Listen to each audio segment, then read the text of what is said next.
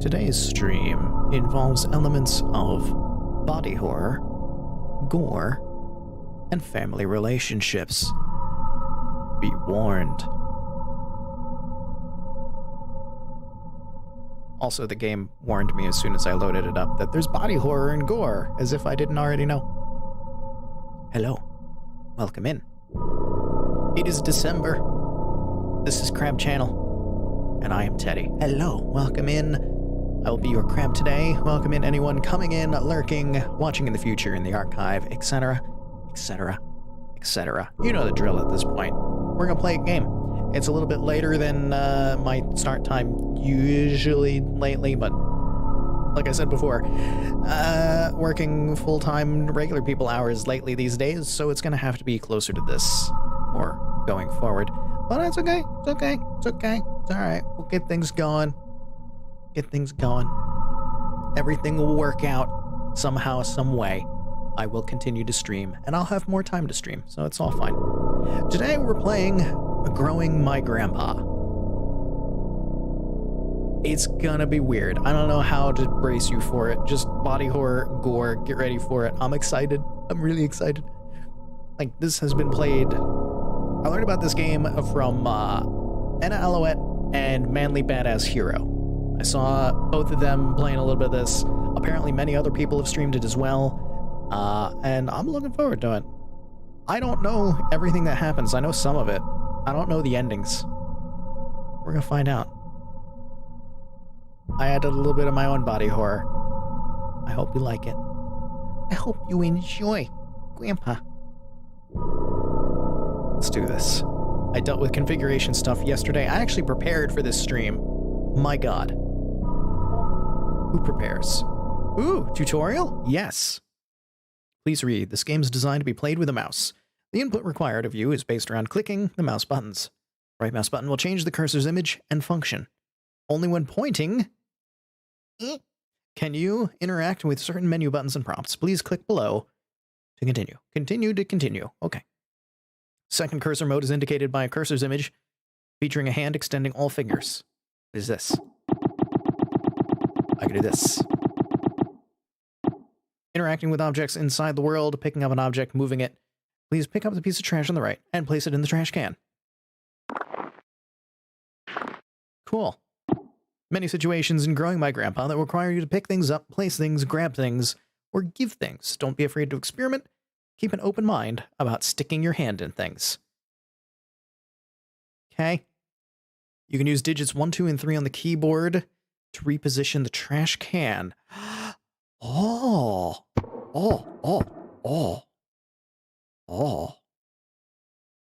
A variety of video options can be changed, which is the usual stuff. I already did that before. Configuration of it. Thus ends the tutorial. Yames. Thank you, Yames. Oh, why is my chat... Hold up, my chat is broken right from the start. Because I don't see things. Why is my chat broken? Let's fix that. I want to make sure I can see whenever anyone is here talking about things. This chat's not broken. Why is my YouTube, my behind-the-scenes chat doesn't work properly, but my chat on my actual stream page works fine? Okay, weird. Week 1.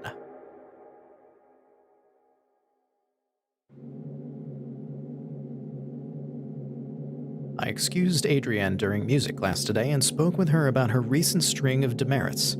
It was our first time meeting outside of our quarterly evaluations, and I believe it went well. I can certainly understand Mrs. Richardson's classroom observations concerning Adrienne's emotional state. She was, of course, intensely shy when we first met. As I understand it, she is similarly withdrawn in her classroom activities and only speaks or acts when she absolutely must. Some things she simply will not do.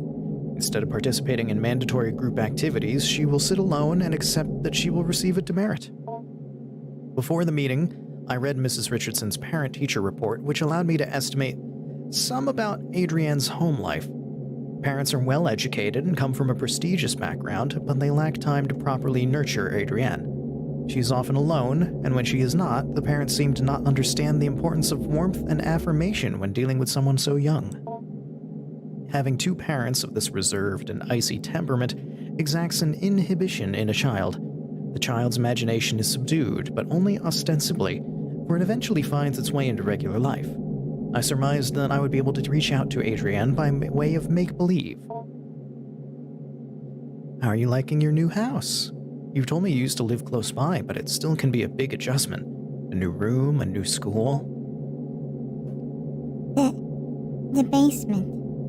I like that. The basement? Yeah. Well, there's a lot of cool stuff. Mom and Dad sent me down there. Your mom and dad made you go? Yeah, but there's lots of cool stuff. Well, that's not why they sent me down there, though.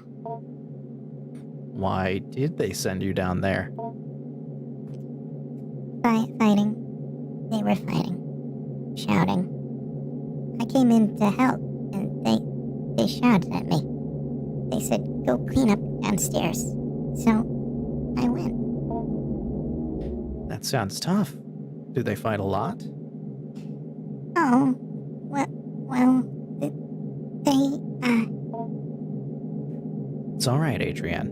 Maybe you can tell me more about the basement instead. Oh, okay. Well, it was weird at first, the stuff down there. But cool. I found something living, sort of. That's very interesting, Adrienne. Please tell me more. By indulging her in her fantasies and stories, I was able to glean more of an understanding of Adrienne's anxiety surrounding her home and parents. The symbols of Adrienne's story seem to carry their own traumatic weight, and her exploration of the basement may very well be a vehicle for the conveyance of her anxiety. Whatever might come of our next meeting, whether she will engage in similar make-believe, I will set down her story here. Adrienne's story begins with her delving into the basement with a trash receptacle and the goal of cleaning up. She discovered one of the walls was covered in plastic bags. She went to investigate, intent on tearing away whatever they covered. Oh, trash bags. Nothing else?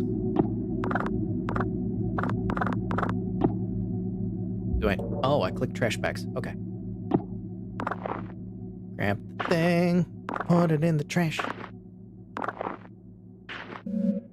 Upon removing the plastic trash bags from the wall, she noticed their interior lining was covered in glass. Like a window, I offered. No, she said, like a mirror, reflecting inwards toward the animal they covered. I gently asked her what exactly this animal was.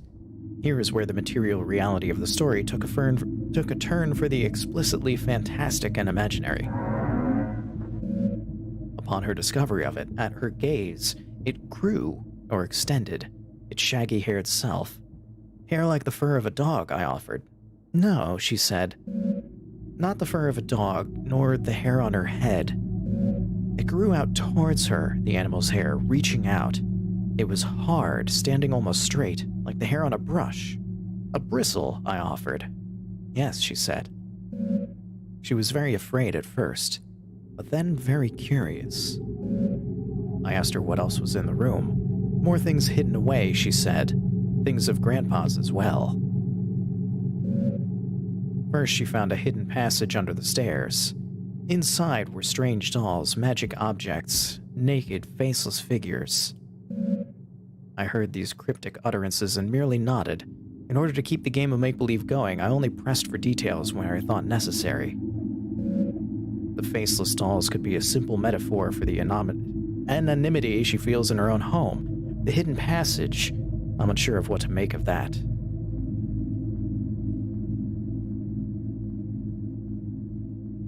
Emotes are coming in, and yet I don't see things on chat. What the heck, chat?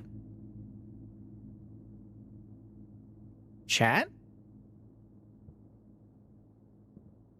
What? My chat's broken. Just entirely broken. I apologize for that.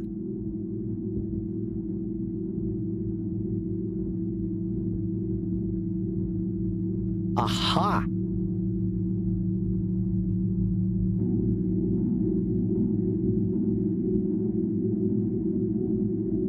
That's why... Bot.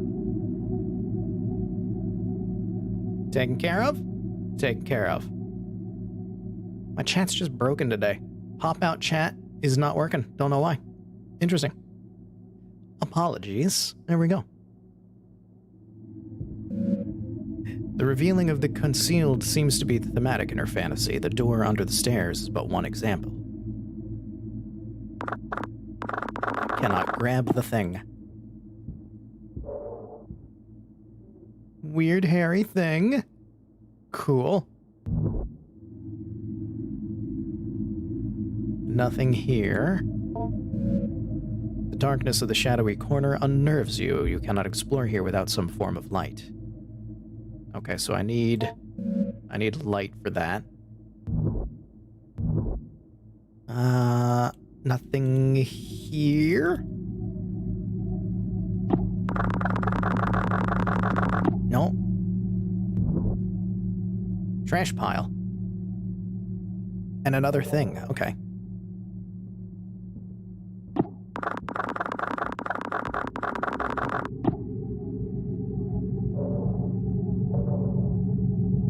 Oh, here we go.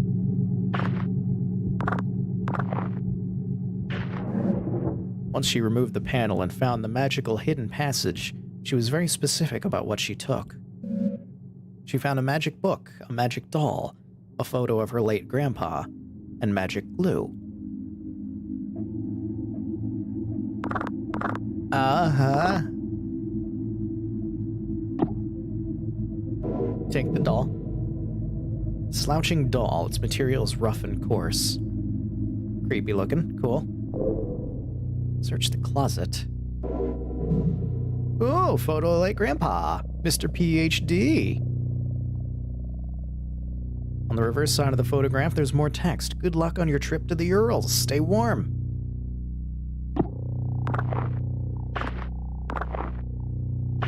Ah, trash garbage. Oh! Eurasian steppe shamanism and the fusiform gyrus, an interdisciplinary study in sympathetic magic. Dissertation by Jacob Hart. The impetus of this research was the recognition of a particular pattern in fragments of documents relating to magic and magico-religious practices. Numerous sources were drawn from commentaries on laws relating to the banning of sorcery and necromancy, compilations of folk charms relating to love spells, hagiographs of saints and their encounters with devils. The list spans many centuries and a great distance from the Levant to the Khazar Khaganate to the border of the modern nation-states of Russia and Kazakhstan today.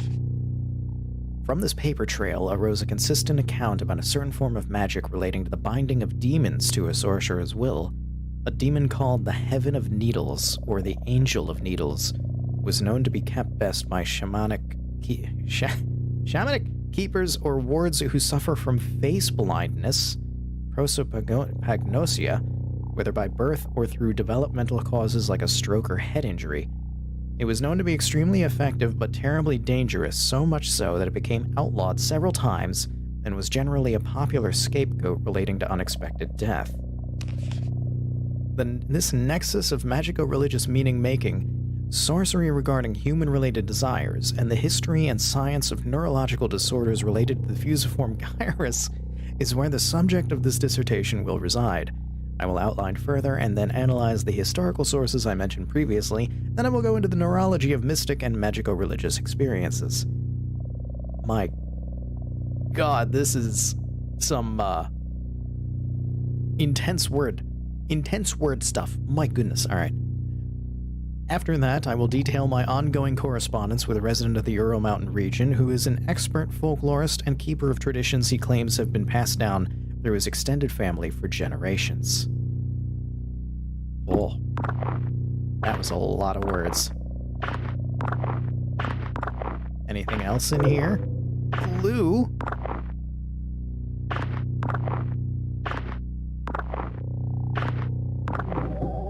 Oh, clean. Glue. Mine. I interrupted to ask what she did with these magical, mysterious materials. Magic glue. Grow Grandpa, she explained plainly, and then without missing a beat, she continued on with her story. Feeling this was a potent symbol, I stopped her again to ask what she meant. Somewhat puzzled, I did not understand immediately, she explained slowly.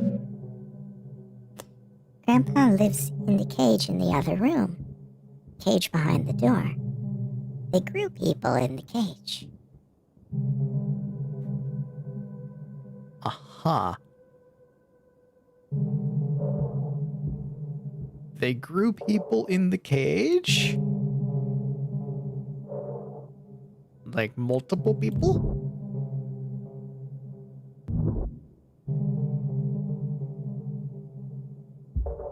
I guess back here. Ooh, alright, there's a lot to read. Oh boy. Hastily written note. I have repeatedly called your homes to no avail, and so I am forced to leave this here for you all. I found William sitting in the corner of the enclosure area, seemingly severely concussed. Whiskers was gone, in none of its usual hiding places. I immediately suspected the worst. The project thus must be suspended for now. I am leaving up the usual mirrored coverings we use to keep the anthropoidic void sealed. I have done my best to lock up everything on such short notice. It is a hasty fix, but it will require some time to find a more permanent remedy. I am honestly hoping you do not find this note, as I intend to lock the house down too. I intend to race off to you to retrieve your lockbox keys. Do not worry about William's key. It and the rest of his equipment is almost certainly deep within Whiskers now. I pray you do not enter this room. No matter how it may appear, William cannot be helped, and is only being kept alive as a means of continuing predation on the rest of us. I will say once again, no matter what state you may encounter William in, he cannot be helped. I have sympathy for the young man, I truly do, but I found on his person several photos of his late sister which would imply certain risks he knew he was taking. Our extant research materials have now become possible liabilities, either criminal or professional in nature, so I have stashed them away. I believe I let you all know how I might do this if we were ever to experience such an event such as this. I hope you all remember what I told you. So long then, Dr. H. A note on experiment 1-4. 1. For the sake of university policy and the health of any future career you hope to have, you will abide by the non-disclosure contract you have signed. 2. Do not break the anthropoidic vacuum without my prior consultation and approval. 3. Any anthropoidic forms brought into the enclosure area must not be left unattended. When not in dormancy, the sample will attempt to take anthropoidic shells. Please see shell notes for more on that.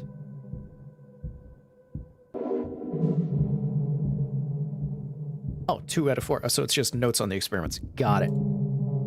4. The sample's exposure to some of our neuronal activity is unavoidable. However, the speed at which its desirous yield is produced can be dampened by several precautions regarding libidinal and emotional urges. Keep conversation not related to lab work at a minimum. If you begin to suspect that you are developing attachments to your colleagues, contact me as soon as possible. No friends. No friends allowed. No fun. No friends.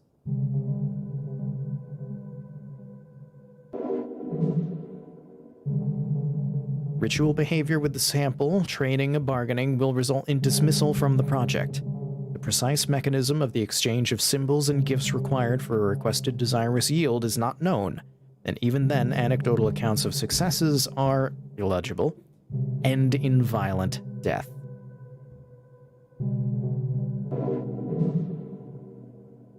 Oh, growth cycles?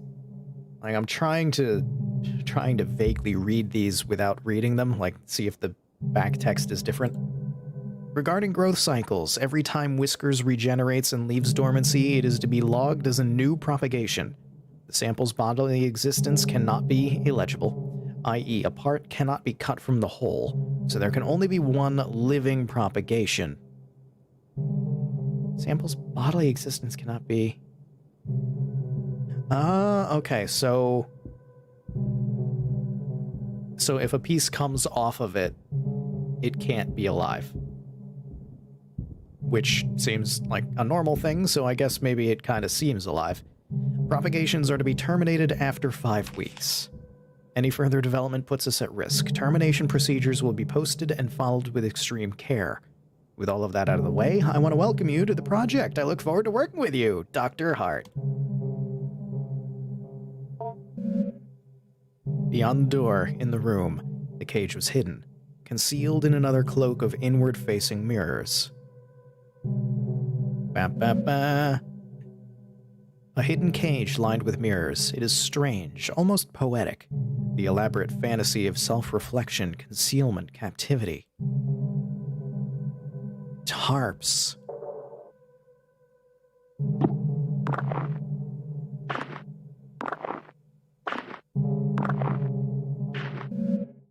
At the cage, she finally cast her spell. But it was confusing, she confided at first. She took the magic doll, the magic glue, and the photo of her grandpa, and she combined them, and she wished very hard. I can only assume in this fantasy that next her wish would come true. In what child's story would it not?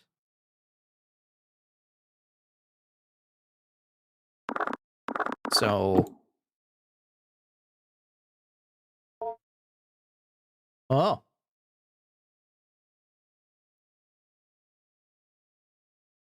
So we take our photo of Grandpa, we take our doll, and we glue them together. Cool. Tangible symbol of intention and desire. She put Grandpa in the cage, assuming that was part of the ritual. She was not clear on how it worked. What precise instructions she could glean from her grandfather's magic book was complicated by her reading comprehension. Okay, I was about to ask how this child knows how to do any of this. She's reading through the lab notes. Got it.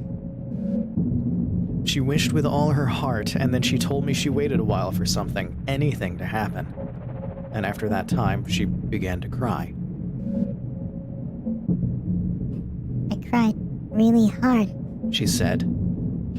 I wanted Grandpa to be back. I wanted my parents to stop being so mean. And it hurt me. It hurt me wish for Grandpa to come back to my parents, to be different. I could feel it through the walls, and it felt me through the air. I asked her what exactly she meant. She could only repeat what she said. By this time, lunch was almost over. I said goodbye to Adrienne, and she left to rejoin her class. I was left to consider our conversation. I believe the storytelling strategy I've employed was not unfruitful, but I must probe deeper if I can. Although I can be sure of nothing I interpret, the impressions I get may begin to help me get an idea of the right questions to ask. Or topics and keywords I can discuss with Grandpa. Cool. Wish. We've also gained the following keyword. Shell. Consider discussing this when Grandpa emerges. Oh boy.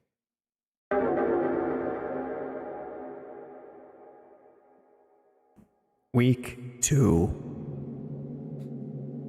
I met again with Adrienne in order to address her emotional outbursts in the past few weeks.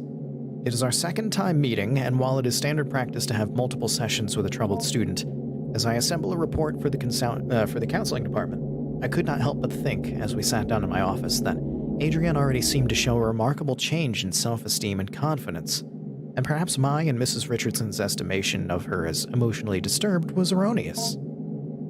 The paralyzing shyness and withdrawn attitude Adrienne possessed last week was not entirely diminished, but she seemed to hold herself differently this week.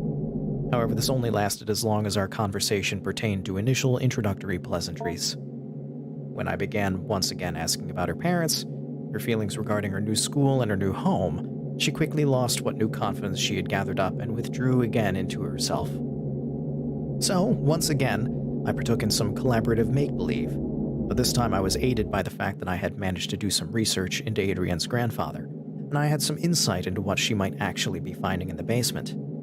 Now, this may be overstepping my bounds some as a school counseling caseworker, but this was all in the service of making Adrienne comfortable and happy in this learning environment. In any case, I was able to dig up information regarding the grandfather by inquiring at the university in town.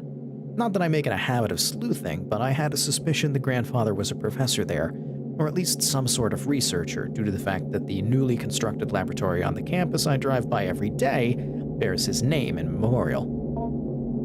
He was some sort of anthropologist or linguist or neuroscientist. I did not have to dig that deep before the scope of his work became dizzying and I ran up against the limits of my undergraduate education. But back to the make-believe. What is your grandpa like? Is he a smart man? Not anymore. But I'm teaching him. So he's grown a good deal then. You've been feeding him well? Yeah. He's getting bigger. But he has a lot of room in his cage. He's still behind the bars? Yeah. Well, he might be able to climb out eventually. There's this vent in the ceiling. Well, perhaps if he climbs out, I could meet him someday. Yeah, maybe. But he's not ready to leave. He can't take care of himself. I have to feed him. Pick up after him. Ah, you store the food in your lunchbox. That's nice of you to share. He can almost talk. You can't speak with him?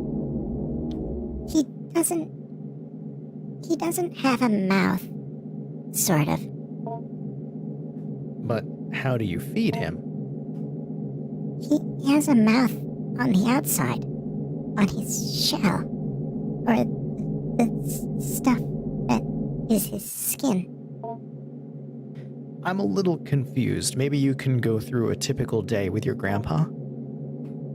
Okay. I asked her to explain how exactly she goes about growing her grandpa, and Adrienne began another tale. According to Adrienne, in the week that had passed, much had changed in the basement. Oh, I got a lunchbox. What's in the lunchbox? Lunchbox is empty. I need food for Grandpa. Who's this? What are you? The hairy thing that was here before is gone. Cool. Great. Go see Grandpa first. Oh, okay. Wake Grandpa! It was scary at first, she said. The way he moved, the way the doll's skin covered him. I wanted to interject. This somehow seemed inappropriate, but I kept listening. When I look at him, she continued, when I think about him, he grows and moves. It's like he's growing for me. So he's growing bigger now, I asked. Yes, she said, bigger every day. Oh! Grandpa!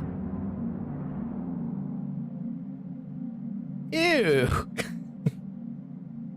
This begins the actual growing part of growing your grandpa. Beneath the doll's burlap skin, the follicles knit together what resembles a proper person. Your grandpa. You are in charge of its cognitive development and diet until it's able to sustain itself.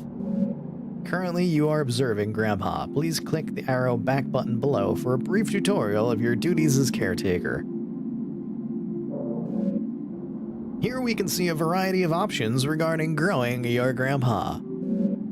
Highlighted in red are objectives related to feeding and teaching Grandpa. The important messages regarding Grandpa's recent activity will also appear here. I gotta feed him, I gotta teach him, and I gotta explore. You will need to find it food and learning material before you can move on to the next week. Some foods will make Grandpa happy, others merely content. Some food will make Grandpa disgusted to the point of nausea. Learning material is also scattered throughout the basement. Seek out vocabulary cards intended to help teach English and basic anthropoidic concept information. Options highlighted in red are related to navigating around Grandpa's enclosure. God. Go to Grandpa to do stuff. Study corner, go over any documents. Ah. Kitchen corner, search for food in the refrigerator, prepare food. Help for tutorial, save game to save game. Exit game to exit game. Okay. More buttons might appear. Take care to explore the basement at your leisure. However, due to the entropic nature of clutter and trash, different weeks may allow you to find things you had not previously discovered. Good luck. Save. Game saved. Okay. And if I back out, then I have this. Okay, now I can do stuff. Bulbous growth? Trash. Let's go to the trash pile. Let's get this out of here. I've got to clean up. Found something. What'd I find? Corroded battery. This is not really food. Grandpa might eat it, though. I give Grandpa a battery. Tasty, delicious. 9-volt, AA, AAA battery. All clean. What are you? Linguistics, hello.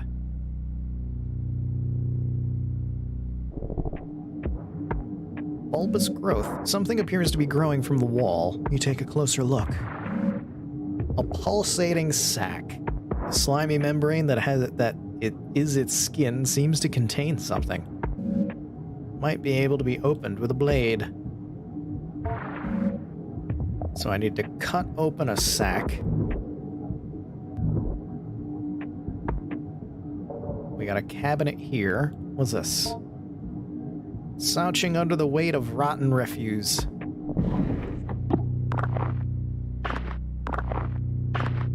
So I just need to clean trash up basically everywhere. And then give Grandpa what I find. Does he want a battery? Is that going to be his food today? Corroded acid battery? What's that? Clean. What are you? Blueberries. Grandpa might like this. Ah. Blueberries for Grandpa. Top drawer. Oh, there's a lot of things to clean. We're gonna clean it all.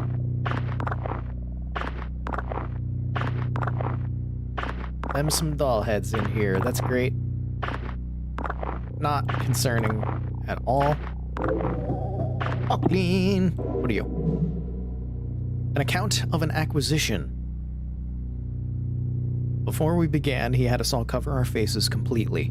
An earthenware pot was something, and on the inside, as we stole brief glances at it, we could see the interior was inlaid with mirrors. The something gave it small pieces of dough, spoiled food, chicken feed, blah blah blah, keeping it content. Keeper gestured toward the small bag where the food composted and told us to be careful not to feed it any meat. I asked if the rotting food was enough to sustain it, how it might get nutrients from any of this. The keeper regarded me seriously and said it did not matter what it was fed. The act of feeding itself was what mattered. The act of feeding flesh is another act, however. He then gave me another series of grave warnings regarding not keeping any animal-derived foods near where I might be keeping it. Don't give it meat. Gonna give it meat! Bottom drawer. Safe lock. I need a key. Safety turtle. What's this trash pile? Something about that painting looks strange. I can't grab it. Oh, search painting. Oh. Nothing else to grab. What are you? A folder full of radiographic images. I can study it at the study corner. It's the first thing that I can't just examine here. What's this? Fiberglass insulation. Grandpa will eat it.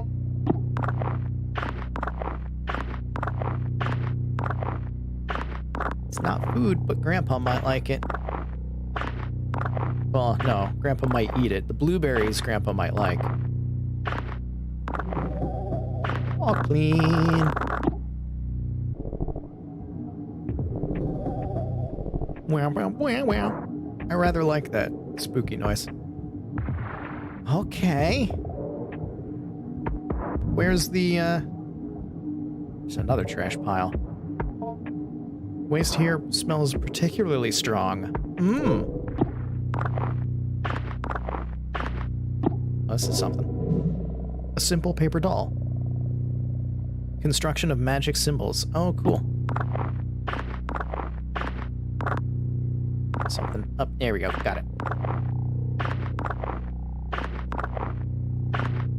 Some of the trash likes to blend in a little bit. I think I can see it pretty well, though. Like, there's still another... There. There we go. All clean.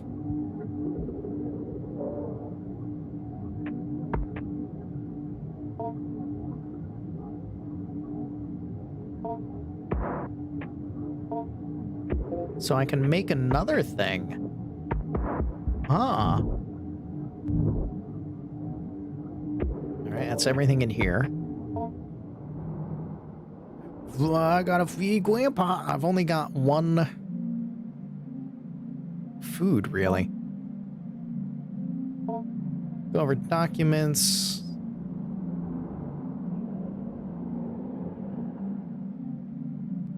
Oh, radiographs.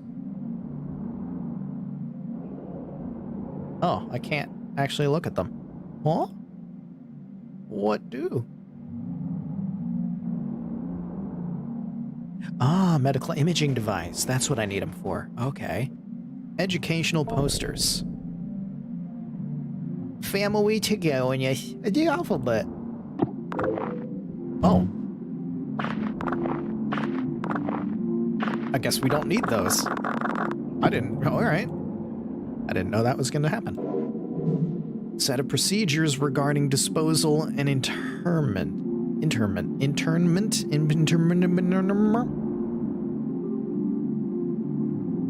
1. The researcher will seal off the enclosure bars, ensuring minimal gas leakage during the later fumigating process, and then retrieve the burn barrel and place it near the enclosure.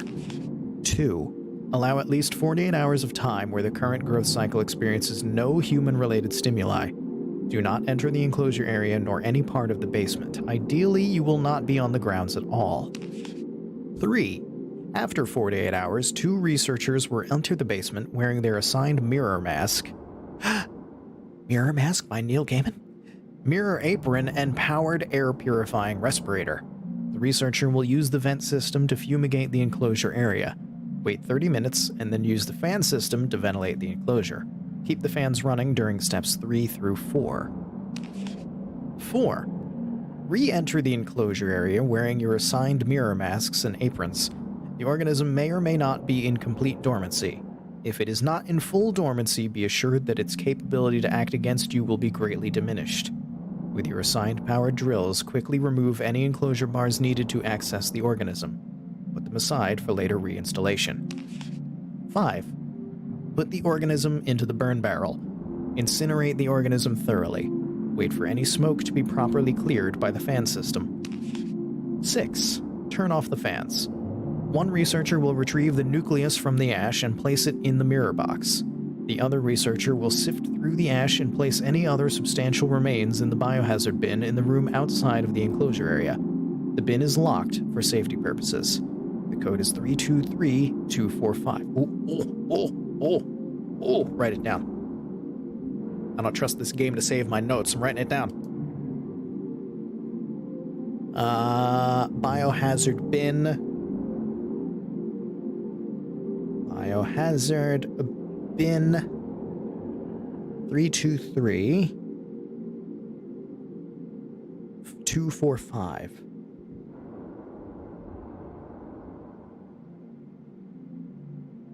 Researchers will fill out a termination form and leave it for Dr. Hart. Biohazard bin.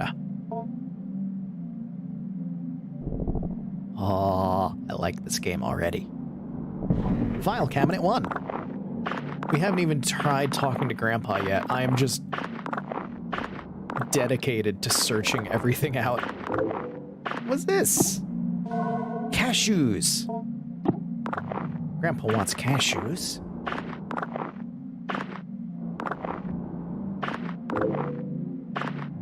Notes. Anything else? Nope. Oh. It was said to pass from one family of steppe people to another, but pressed on its ultimate origin something somewhere to the south. Coiled in a bowl covered in incantations, buried upside down by a graveyard, a common late antiquity demon trap. The keeper, an elderly man in failing health, was ready to expound on and on about the dangers of the organism, but when I asked more pointed questions about the history of its acquisition, I was given curt responses that had a way of circling back to vague warnings. Oh. What is it? Was that number 2? No, that was number 1. Was it number 1? Yes. Number 2, I have not searched. I'm so excited. What is this thing? Is it a demon? Is it an actual just demon? Or is it something that's been called a demon? Whatever it is, it becomes a people. That much I knew already. Grandpa!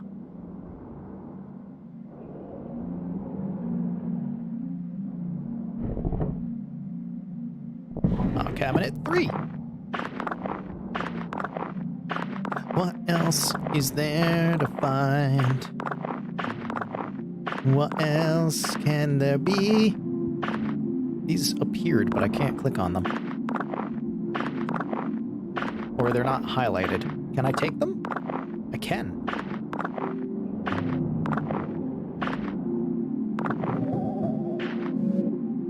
Oh. You remove the taped-down fabric to reveal the cabinet's wooden bottom. What are you? Notation regarding sample exoskeletons. Research participants, please take note. Each growth from a cycle does not require a shell, but you may find the sample will often try and seize on something somewhat flexible it can grow into, along with any desirous yield it may generate. Or else it will move from one shell to the next as it outgrows them. In the small amount of time I have spent with it in preparation, I have noticed it tends toward human forms. However, we should keep a tight lid on the anthropoidic seal in order to be cautious before we begin to experiment with exposing it long-term to anthropoidic stimuli. A note regarding cleanup procedures. To my colleagues, I don't mean to be overly severe in tone, but Dr. Hart's work is very important and the material you're working with is potentially very dangerous. I will be handing out a copy of this note as a reminder to everyone. I am not trying to single any particular person out, Jerry. We all have misconceptions about the nature of this project from time to time, Jerry. With that out of the way, here are some things to keep in mind, Jerry. 1. The act of growth must be thoroughly terminated via the correct procedures at the very least 4 weeks after dormancy is interrupted. It doesn't matter what you've done or haven't done regarding tests or procedures or how much the anthropoidic vacuum has been disrupted, we are not ready to go beyond 4 weeks at this point. A step-by-step guide to termination has been posted by the enclosure wall. Please, please, please do not place the educational posters over this posting. They did. 2. Do not disrupt the anthropoidic vacuum without Dr. Hart's prior consultation and approval. What is anthropoidic vacuum? Is that just showing it a people? In case of any emergency where the vacuum is disrupted, put on your equipment and begin the lockdown procedure. Make an extensive note of when and how the breach occurred. If you find the habitat empty, page Dr. Hart immediately, but do not attempt to speak with anyone else. This thing can get very smart, I'm sure you're all well aware from the stories we heard on our acquisition trip. The greatest caution should be used when dealing with a potential aggressive mimicry scenario.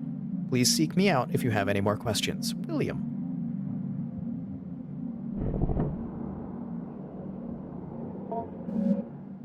You slip the radiographic images you found into the machine's display. Oh. Propagation number 21, day 19 after dormancy. Vacuum broken, yes. Terminated at 21 days. Intriguing results with regard to the mimic hypothesis. A participant entered a sealed chamber adjacent to Whiskers, growth cycle number 21, which had been freed from the anthropoidic vacuum, constructed quite economically from plastic and broken mirrors. First propagation's original earthenware vacuum was shattered during the move-in. Ah. So just keeping it, looking at it, so yeah, exposing it to people. Between the two, there was a semi-opaque glass panel that allowed observation both ways. The human participant was asked to think of someone in the popular consciousness, fictional or no, and cogitate on their image, personality, face if possible, voice if possible, etc.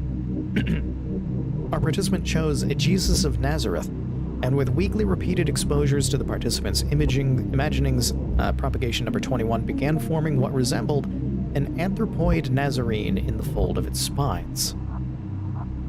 Previous human-oriented tests have always bore out a result that Whiskers would form an anthropoid team member, be it me or Dr. Hart or Gerald, and we assumed it was merely mimicking one of us. Dr. Hart has always contended the desirous yield, or the anthropoid reproduction Whiskers creates when in contact with human beings, has always been based on the conception and relation to the person through someone else. So, it's not mimicking what it looks at, it mimics what you think of. With this framework, the desirous yield is not actually a replica of a person, or if it is only a replica of the fiction of a person generated in the mind of another. This desirous yield was not Jesus Christ, but the participant's image of Jesus assembled from their religious upbringing, religious artwork, depictions in popular culture, etc. This radiograph was taken right before the destruction of the growth cycle, while Whiskers was rendered unconscious via fumigation. It seems like with every successive propagation, the stem cells in the organism work a little faster, but I'm not paranoid. It's technically deathless, yes, but we're burning up whatever knowledge it's gained when we incinerate it. I don't believe in magic just yet. How many of these are there? Oh, there's a couple. So it starts to... This is what it began to look like, I guess. Okay. Propagation number 2, day 0 after dormancy. Vacuum broken, terminated at 6 days. So it's just spines. We have taken to calling it Whiskers, though of course some have interpreted it as hair or needles or quills, but Whiskers is more accurate, as the needles are really more like suprasensory follicles or spines. The nerve nets distributed throughout the morphology of these spines resemble those of genus Hydra, but have myelin sheaths that are functionally the same as vertebrae. As we can see in the X-ray, each spine is laden with dense optical arrangements similar to compound eyes. The Hydra connection is assuredly worth investigating with regard to the organism's capacity for regeneration and anecdotal deathlessness. It certain is a robust enough creature to inspire marvel that is not untinged with fear. Wait, are Hydra real? What? Those of genus Hydra? Is that an actual thing? What?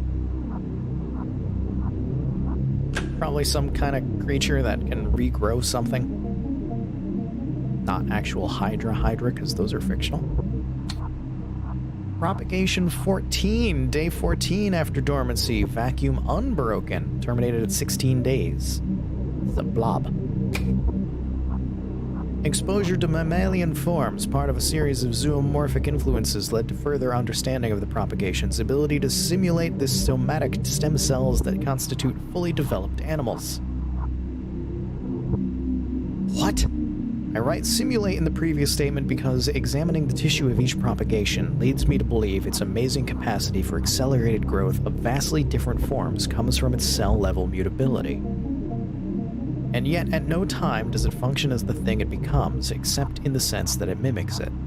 That is to say, when Whiskers is removed from dormancy and replicates a rabbit's morphology, it is not seeing from the rabbit's eyes, nor smelling from the rabbit's nose, but pretending that it does, and doing a very good job of it. Propagation number 5, day 10 after dormancy, vacuum unbroken, terminated at 12 days. This radiograph was taken at or around growth cycle number 4. The strange thing about it was that the subject of the image was found nowhere near the enclosure. It's almost like a piece of Whiskers fell off and scurried into the corner. Oh.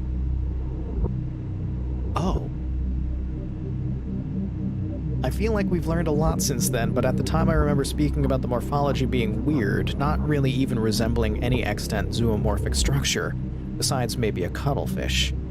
Then I happened to open the thing up. Inside were all these little dead amoeba-like things, but they all sort of looked like they had faces. Faces that were just barely there.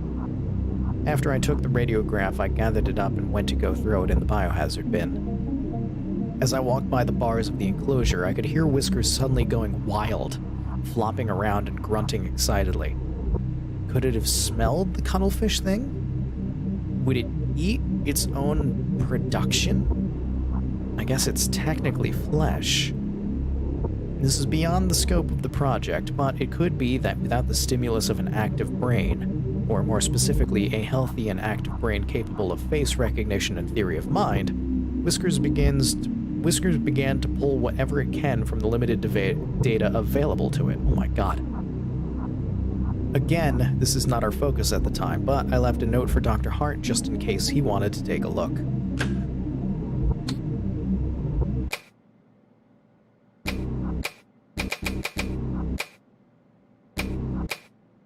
I like that the music is only when this is on. Anyway.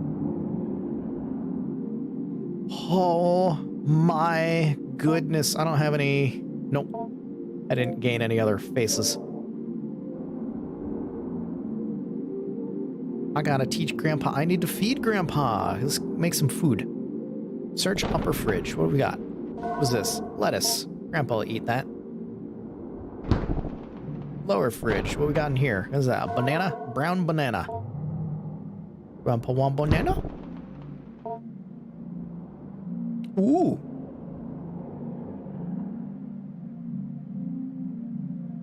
Soft fruit or vegetable. Banana. Battery.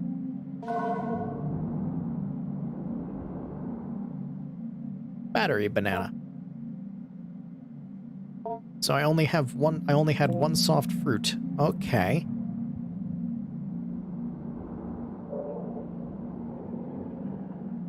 Well, I guess we're giving him a battery. Grandpa! You examine Grandpa, noting its movements, respiration, and general mood. Seems sort of sluggish and bored. Maybe more content and readily cooperative. Once fed and taught a word or two. Let's teach you a... Let's feed you a thing. View tutorial? Yes. This brief tutorial will go over the basics of feeding Grandpa. Via induction of your unprotected insula, Grandpa has simulated the production of tooth enamel to mimic a human mouth. What? It will need to be fed through this in order to properly learn and grow. Select an item from the lunchbox. Click on the lunchbox in the bottom right corner. Nice food, bad food. Pick a food. Fill your hand with the item. Any food can be put back into the lunchbox. Must judge the food by smell. It has olfactory bulbs. If it is pleased, you can feed him. Most foods Grandpa will accept, however, getting Grandpa to consume other things requires some culinary deception, like hiding a battery in a banana. When Grandpa is willing to be fed, put it in the mouth and click. Grandpa will consume the food. Grandpa's got such a cute face here. Good luck on feeding Grandpa. boy. You approach the small window, and there's it's a mouth. So here we have some olfactory bulbs. These 4 things. Here we have a mouth, which is kind of gross. No eyeball thingies?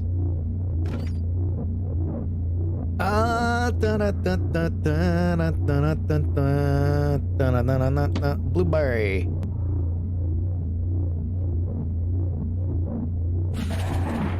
Grandpa finds this palatable. Have some blueberries. Are they tasty? Meal appears to have been sufficient. Alright, I have fed you a thing. Locomotes towards its favorite food.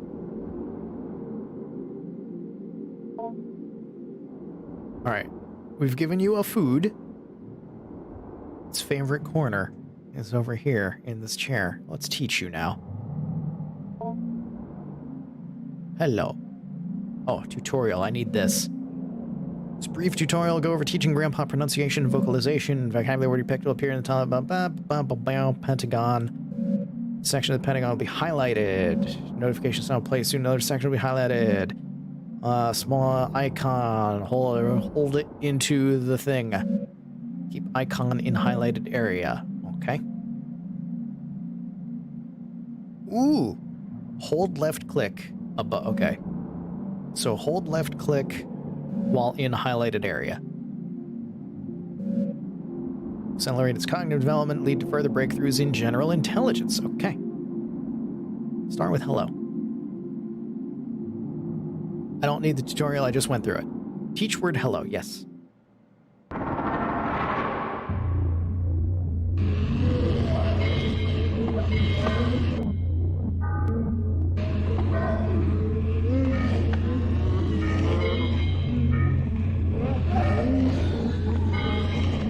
Okay.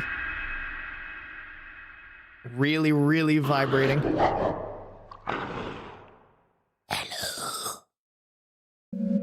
Having completed the lesson, take a look back at the vocabulary module card and notes there written by administrators of the past. Hello.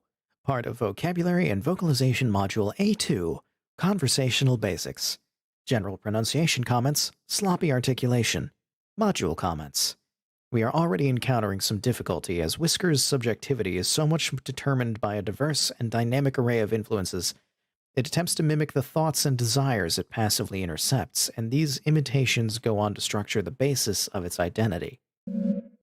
Only later in Whisker's growth cycle does it begin to form an identity or identities that are coherent and capable of resembling a sane, rational human being when engaged in conversation. One must imagine how hard it would be to converse with someone who is not yet oriented in one particular way towards who or how they are, because they might have 20 different honest answers to those questions, all of them mixed and muddled together. Because of this, we have started with the basics of conversation: greetings, partings, identifying one another, forming questions, etc., etc. It is fortunate Whisker's current growth, number 19, I believe, has developed a mostly accurate human mouth simulation. Hello was a bit of a challenge in the previous growth, as it had failed to develop an adequate organ to act as a human tongue.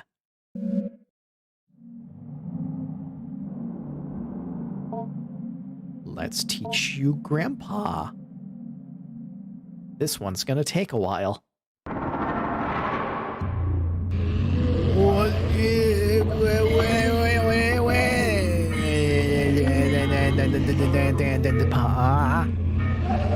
And at the end, this thing goes quick. All right, up here, then over here, then over here. I'm trying. Oh, we got a P. P is coming. P is coming. A. It did it.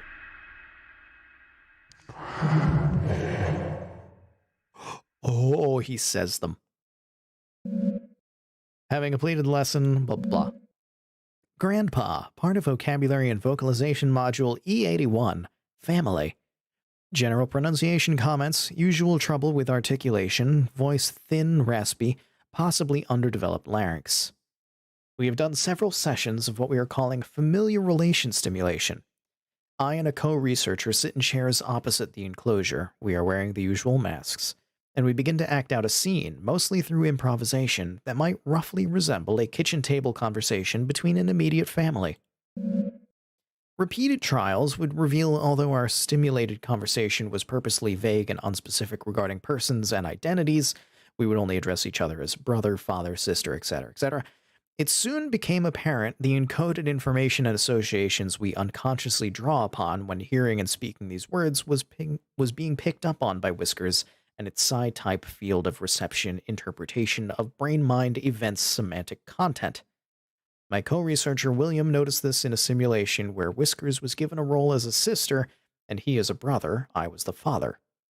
Whiskers began responding to certain prompts with unusual specificity, as well as a general pattern and timbre of speech that continued with unusual consistency. As soon as the simulation ended and we left the enclosure area, William let me know that Whiskers was almost certainly drawing from encoded memories of his late sister. Well, shit. Mapping out exactly what regions and centers of neural activity are intercepted by the psi-type field will take extensive neuroimaging that we do not have at this site. Currently, we only have less precise portable equipment. However, our experiences so far are eerily in line with folk knowledge and folk explanations regarding the being's access to desires, and we can begin to infer it has access to certain portions of the limbic system and the ventral temporal cortex. What the hell? Alright, I'm gonna feed you. What happens when I feed you something bad?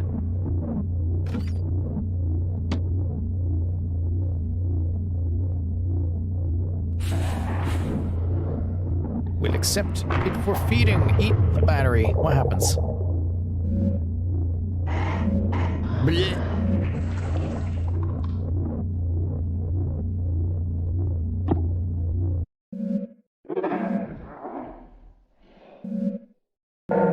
Oh! Grandpa's upset. Stomach contents. Still somewhat wet. Ew, there's a key.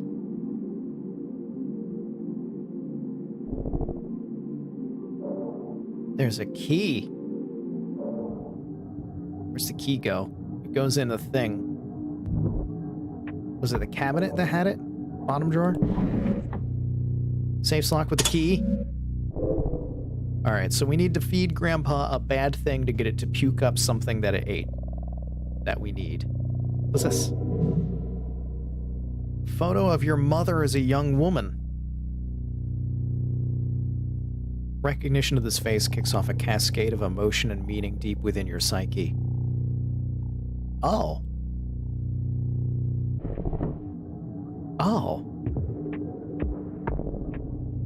Oh. Okay. Let's glue it together. Mom. Doll. Mom doll. What do I do with the mom doll?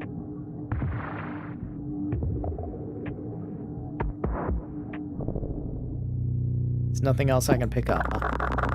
That's it? It's the only thing? Okay.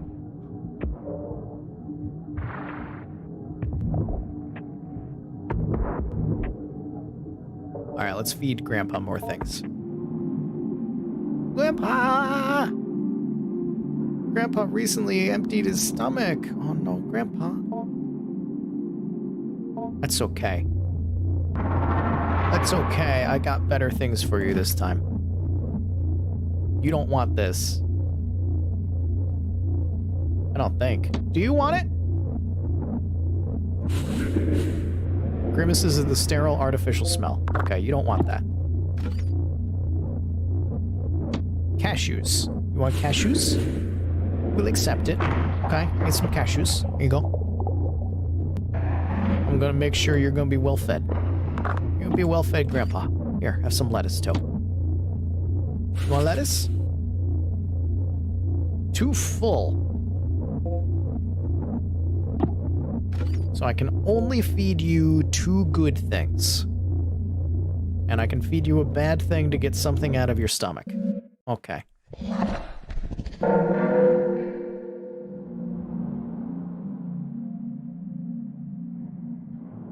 Save game. So I have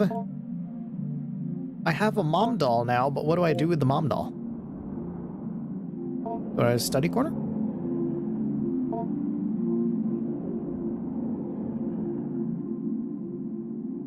Mother doll.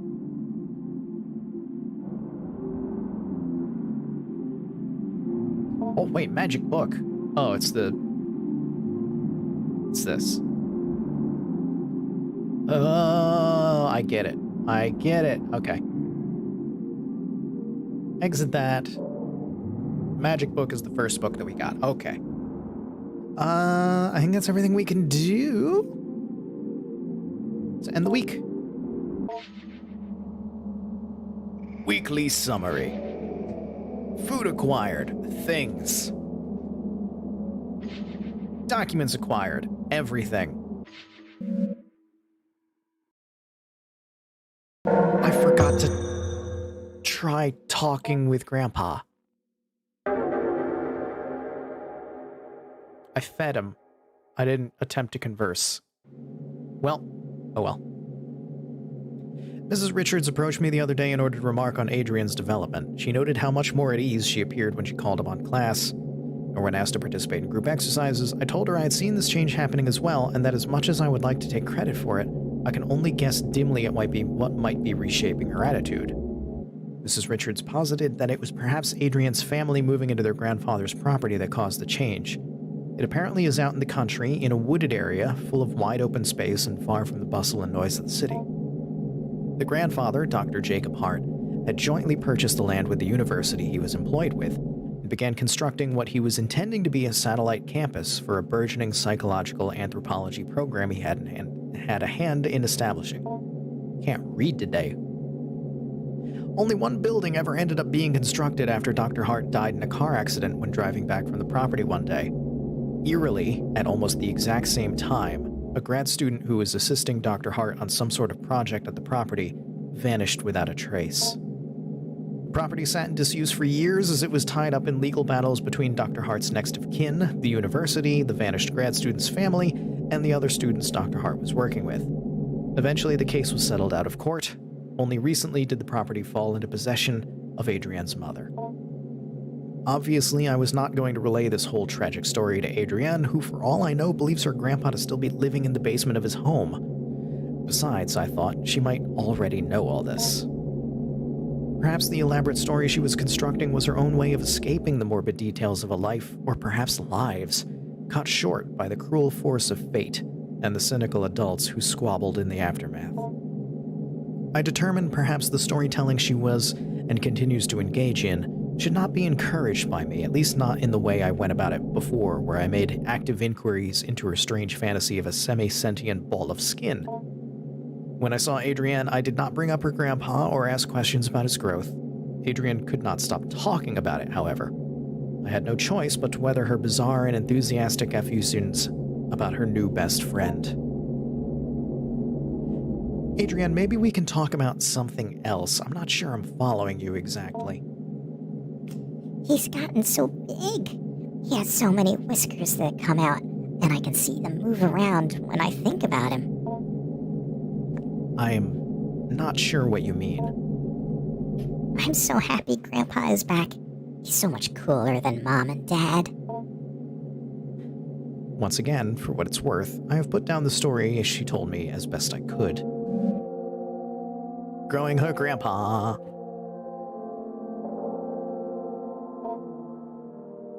Everything here is gone. Trash. Let's clean up. What is this? Kiwi. I can probably stick a battery in that.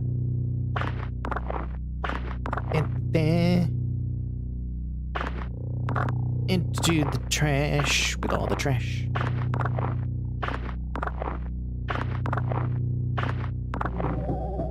All clean. Nothing else here. Bulbous growth.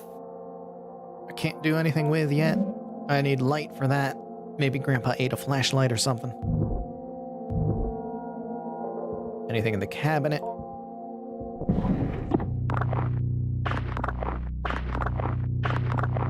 Where is this trash coming from? Who else is coming down here?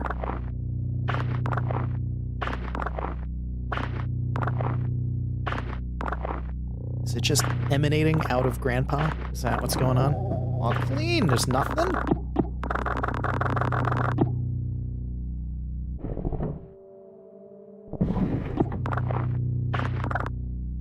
Oh, I tried to grab a face. Did not work. What else do we have? Is there anything in this drawer? Why can't I click on a trash can? The trash can is behind me, by the way. Nothing? Nothing? Is this nothing? Nothing.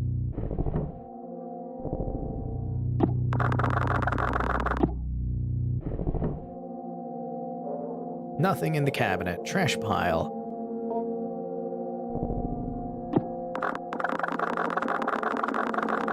Can't get anything from the painting.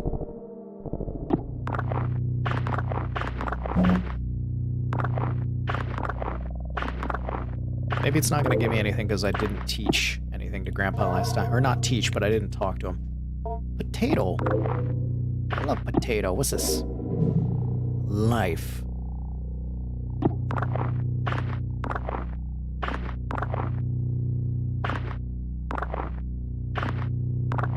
Small child finds monster that mimics thoughts. What could possibly go wrong? Another trash. And another bulbous growth.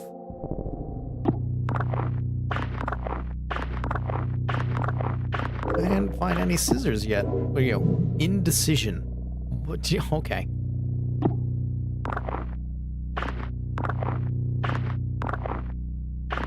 It's kind of a big, high concept word to be throwing at Grandpa.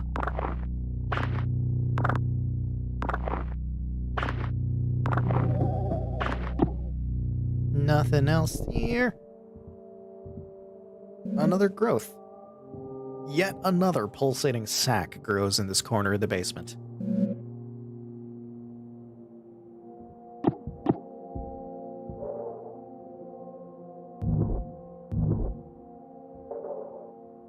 In we go. Oh, study corner. Anything? Anything? Anything? No? File cabinet. Let's clean up.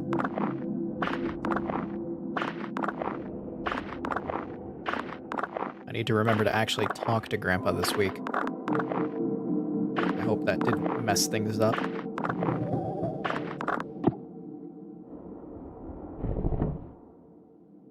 Hopefully I didn't ruin everything by not talking to Grandpa.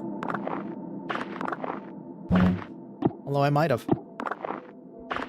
And we might end up with an evil Grandpa.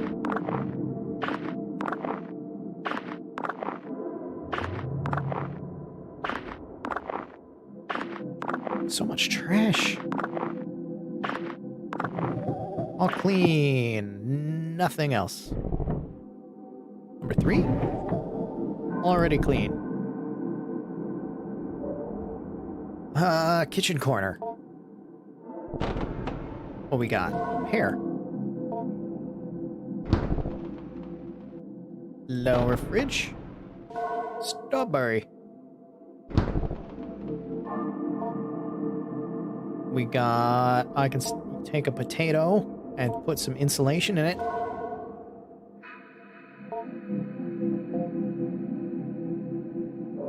Okay. Grandpa. Observe. Grandpa's gums are bleeding slightly and its skin seems overly dry. May need a food packed with vitamin C. Oh. Offer mother doll?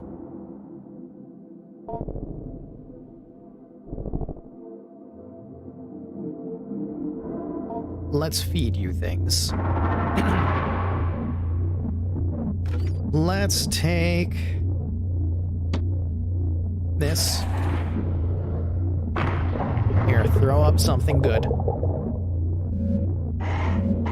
Blech.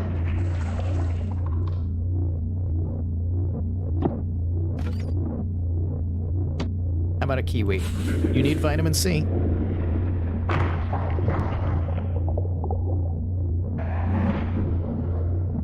Okay. And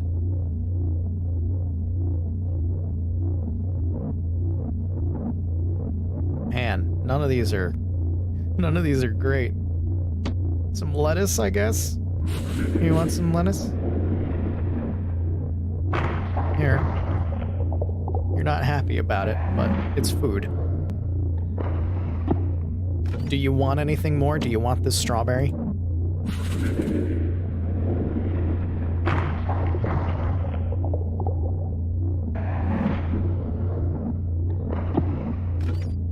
I don't want to use the pear because that's soft. And so I can probably hide something horrible in it.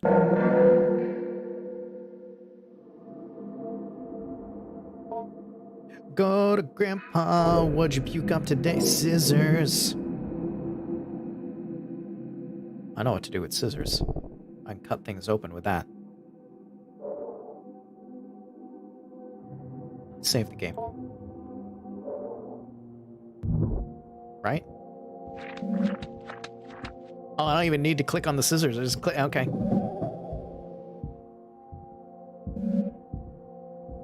Peer into the small opening. In the oily cavity, a powerful smell of rot arises, and many small, increate beings lay motionless and dead. However, you just barely hear the near-silent slithering of something. Or maybe it's just your imagination. Oh, they do almost have faces. Oh. Oh, that's a noise. Oh, that's a noise. Oh, that's a noise.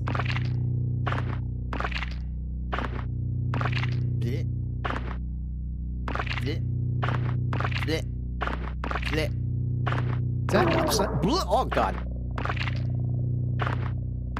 Oh, clean. As clean as it can get. What are you? Anthropoid Remnant 1.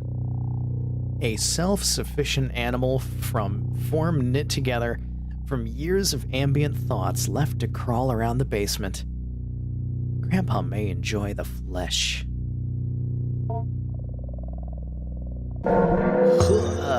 Little friends. I have so many things to talk to you about. Oh my God. Where's the other one? Cut it open. Oh, ho, ho, ho, ho. It's more goop. More gross, indeterminate goo.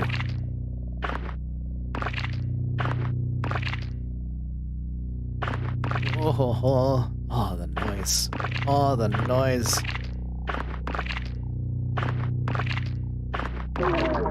Bleh. Remnant number 2. Grandpa's getting meat today.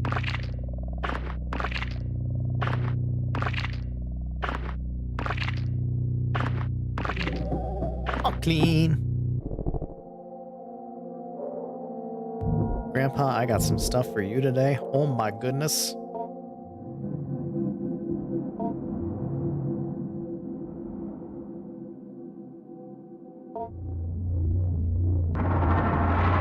Because you were still willing to eat.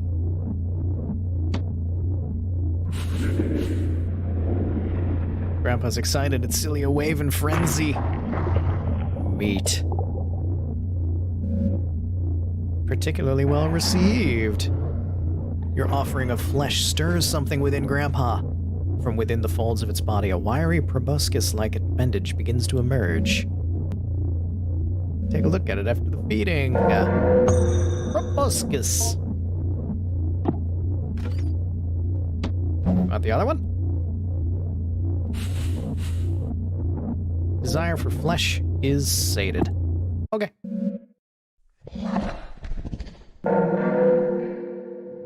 You got to eat a bunch.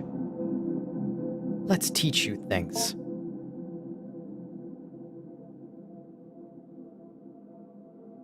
Oh my god. Teach Grandpa. Start with life. That's a quick one.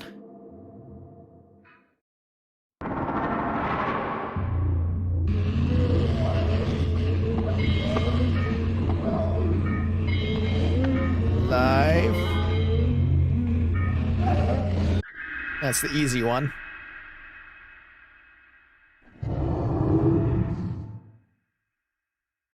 That sounded more like a grunt than a word, but okay. Having completed a lesson, take a look back at the vocab. Life, part of vocabulary and vocalization module P29, concept formation. No comments on pronunciation, but at week 3 of growth number 24, Whiskers appeared to recall some information from a previous growth cycle. We cannot be sure that this was really the case. For all we know, what we interpreted as it recollecting this information was really it drawing semantic content from one of our recollections of it and redeploying it without rationality or contextualization. For the sake of our safety and for the sake of scientific inquiry, we are attempting to draw out from Whiskers whether it somehow retains knowledge from previous cycles in its morphylactic nucleus. We did not think it was possible the nucleus, though complex and incredible in its regenerative abilities, was capable of this, and the nerve network that grew from it made up the base of Whiskers' mind. And so we are now attempting to ask Whiskers, as best we can, if it has ever died, or what it might remember if it did.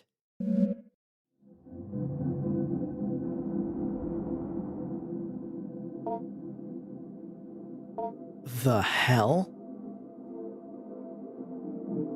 Indecision. This is a lot of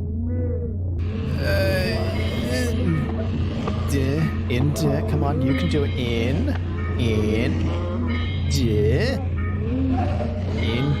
Come on, say it with me, come on, you can do it, I believe in you. Come on, Grandpa. Oh, stop moving the thingy. Your larynx moving properly. Come on, there we go. Up here, down here. Oh, come on, and then finish it off. That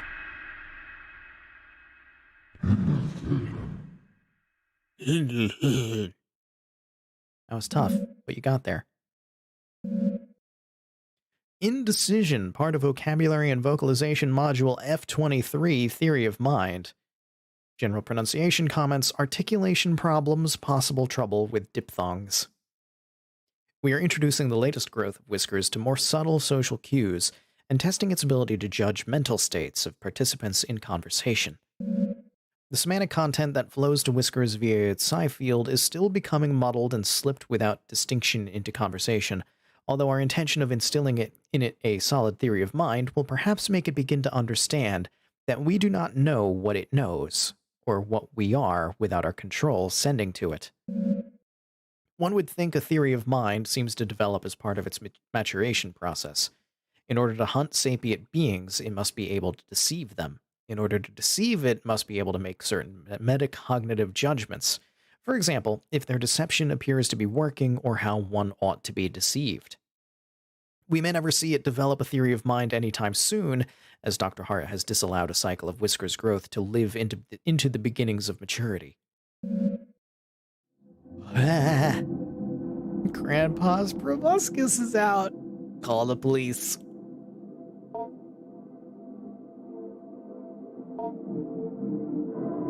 Observe.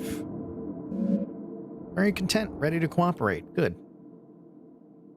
Let's talk. Grandpa accedes to your request. It approaches the bars and begins to unknit its skin.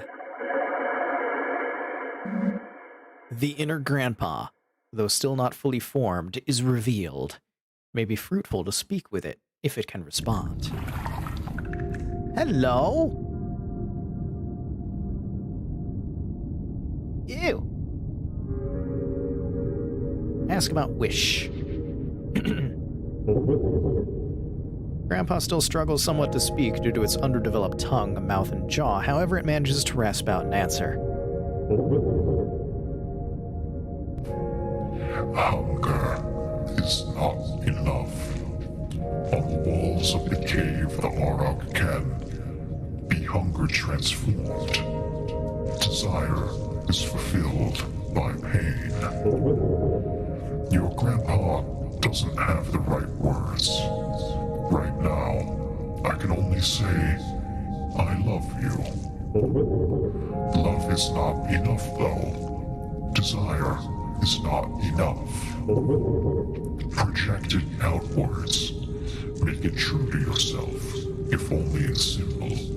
Then it will be enough. For me and for you.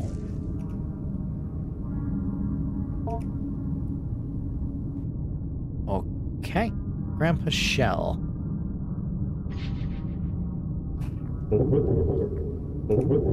Something to grow in. My skin is not the doll's skin. My skin is not like your skin either. I can still feel your eyes on me inside my shell. I have many eyes to see, but I don't need them as much as I need your eyes, with which I can understand as seeing me. There is a cycle of attention. You give me myself, but I am still not that. Slowly I form a human shape, and you see me more as human, and I become that. Okay. Feedback loop. Biohazard bin. Teach me about it.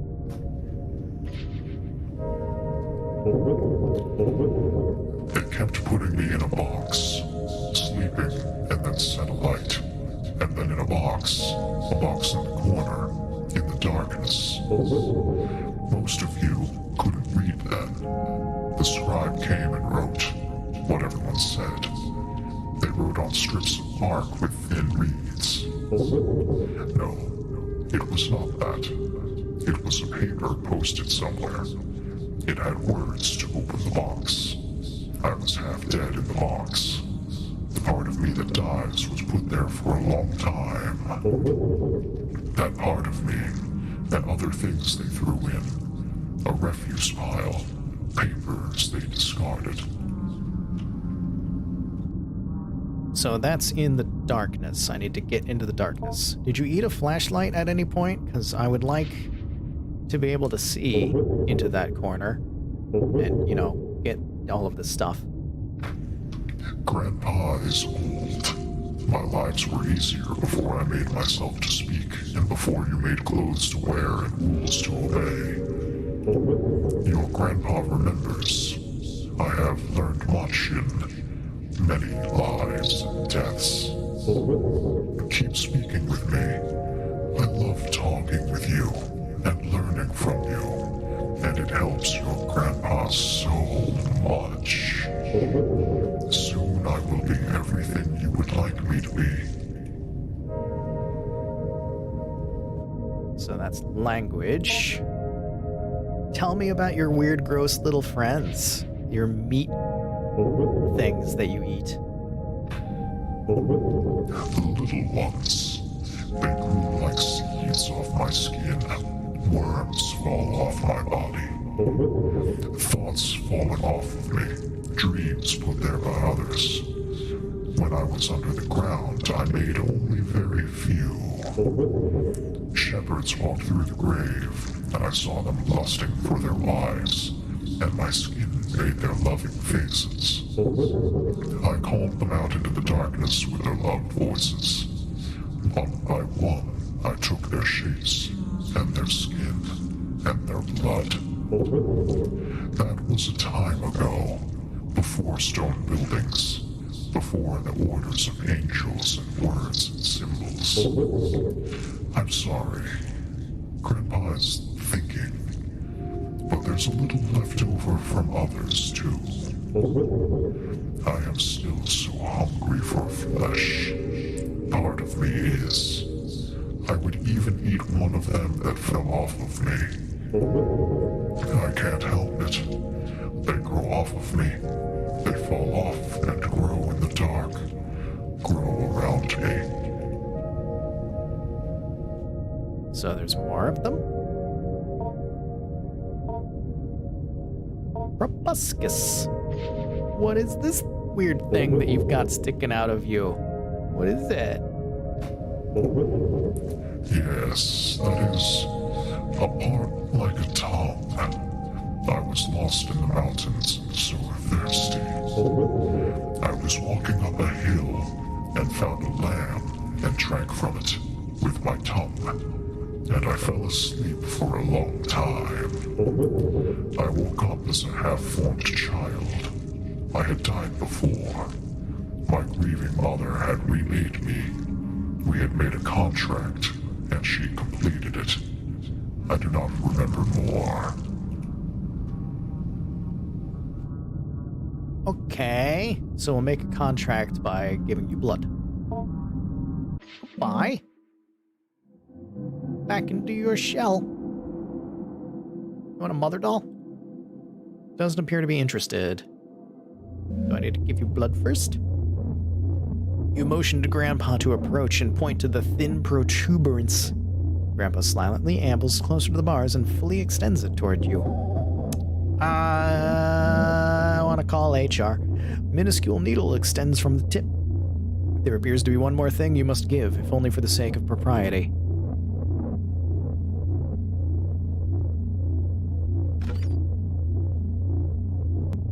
Antipoid? No? Scissors? No? Glue? No? I can't. Ooh! Oh, never mind. I can. I can. Oh, I can. I didn't. Ooh, okay. Well. I haven't seen this part of the game before. Okay. Grandpa has appreciated your blood offering. It will receive a symbol or totem from you now, although only one per offering. Oh. So that's how I... Oh. Now I can give you the mother doll. Hold out the mother symbol you created. Grandpa's spines quickly reach out and envelop the doll before drawing back. The doll quickly vanishes within the folds of Grandpa's skin. Constructing and then offering your mother's image to Grandpa, symbolically sated by blood, instills in you a concrete sense of completion. Grandpa gives a soft, affirming grunt as it senses deep within your mind the ritual transformation of your desire. She wishes her parents were more fun. Oh no, Grandpa's gonna be Grandpa and replace Mom? Or only replace Mom? Or what? Although Grandpa must receive both a mother and father totem before the fulfillment of your wish is assured. Make Mom and Dad more fun. Oh no.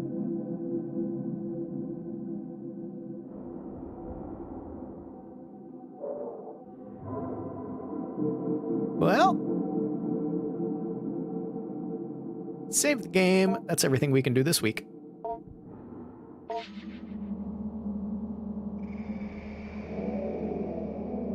Weekly summary.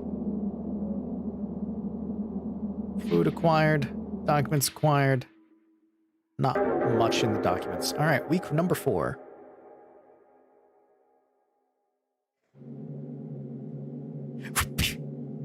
Time I have to spend compiling an evaluation on Adrienne is almost up, and I still can't say what to make of her changes in mood. It is, of course, the case that children of Adrienne's age are nowhere near finished learning and growing. I may have to simply be happy that Adrienne was able to improve her attitude. However, something in the odd and occasionally grotesque stories she continues to bring up to me still strike me as meaningful. How has your week been, Adrienne? Grandpa is almost ready. He's almost finished. Well, sort of. Ah. He's almost as big as his shell now. He has a face, and he can talk pretty well, and almost has legs. I see. As before, I've put down the story she told me as best I could. Once again, Grandpa grows.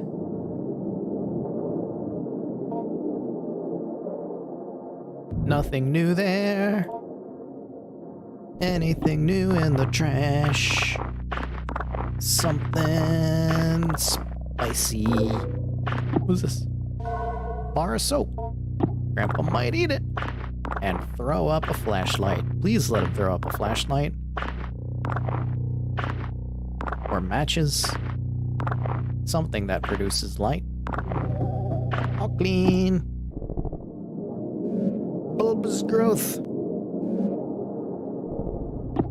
Is there new ones? Are there more? Are there weird little buddies every week?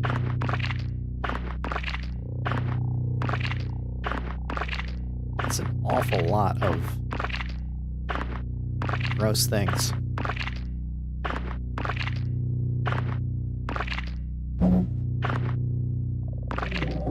All clean.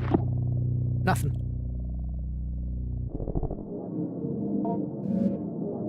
Nothing without light. Cabinet. I will clean everything every week. I want the stuff. What do we got? Meaning.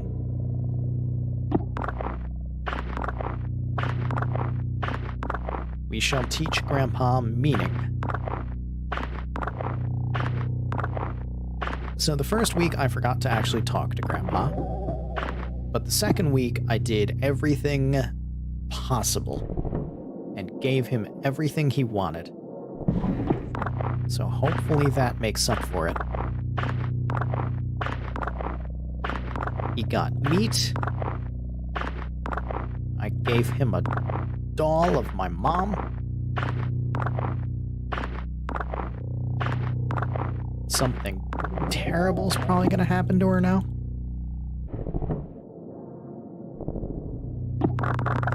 There's nothing here still. There's a new bulbous growth here too? There wasn't a bulbous growth here before. How many bulbous growths are you gonna make?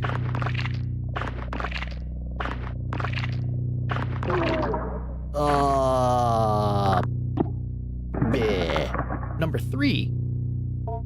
Grandpa may enjoy the flesh.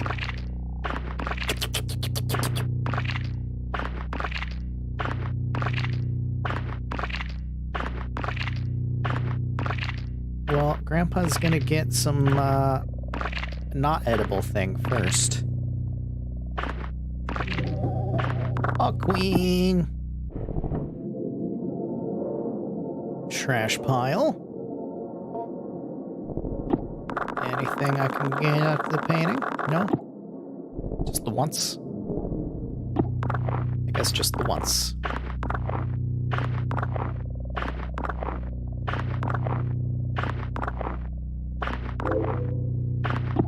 Bread? Flatbread! Grandpa might enjoy a sandwich. Peanut butter and fleshy monster. Delicious. It's kind of like the sandwiches I make. I like making peanut butter and Vegemite sandwiches sometimes. Which is basically like fleshy monster.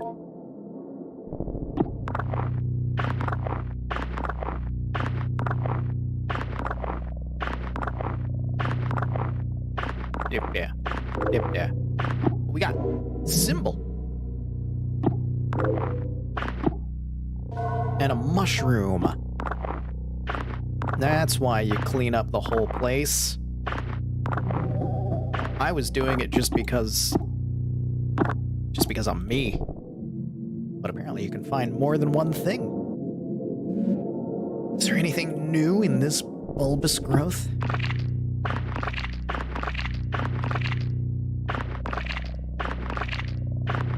Ew. Ew. Ew. Ew.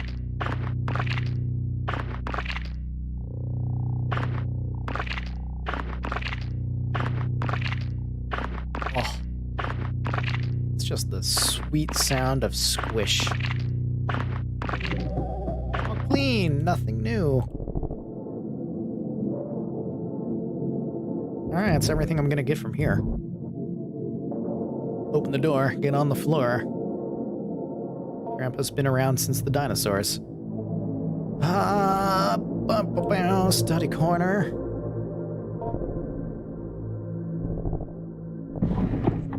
There's things to find here too, possibly, maybe. Then we'll hit the kitchen corner, make some food for Grandpa. Feed him some trash, and then make up for it with some good things. Nothing?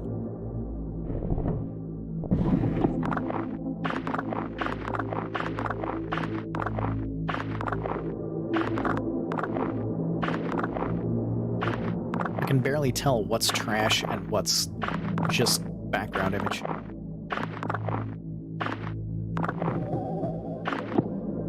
Because a lot of it just looks like trash.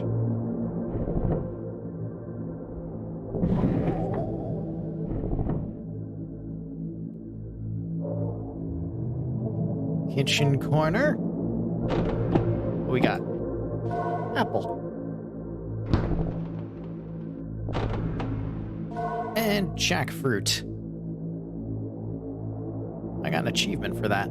Collect all the foods.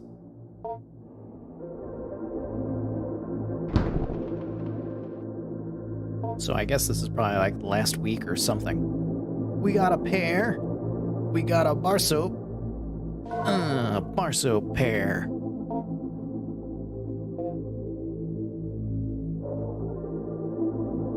Da-da-da-da-da. Save game in case I did something terrible, Grandpa.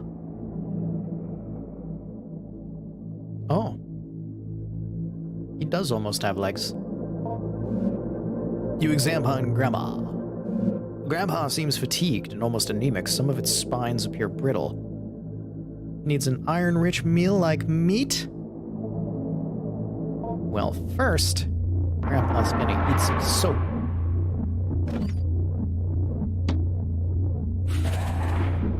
Yes, eat this. Bleh.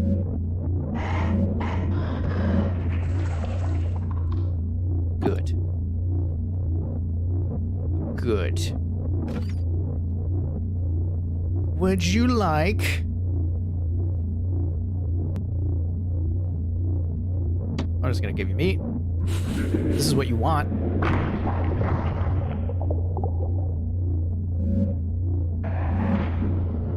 Ahoy, proboscis. Oh wait, I don't have a dad thing for you yet.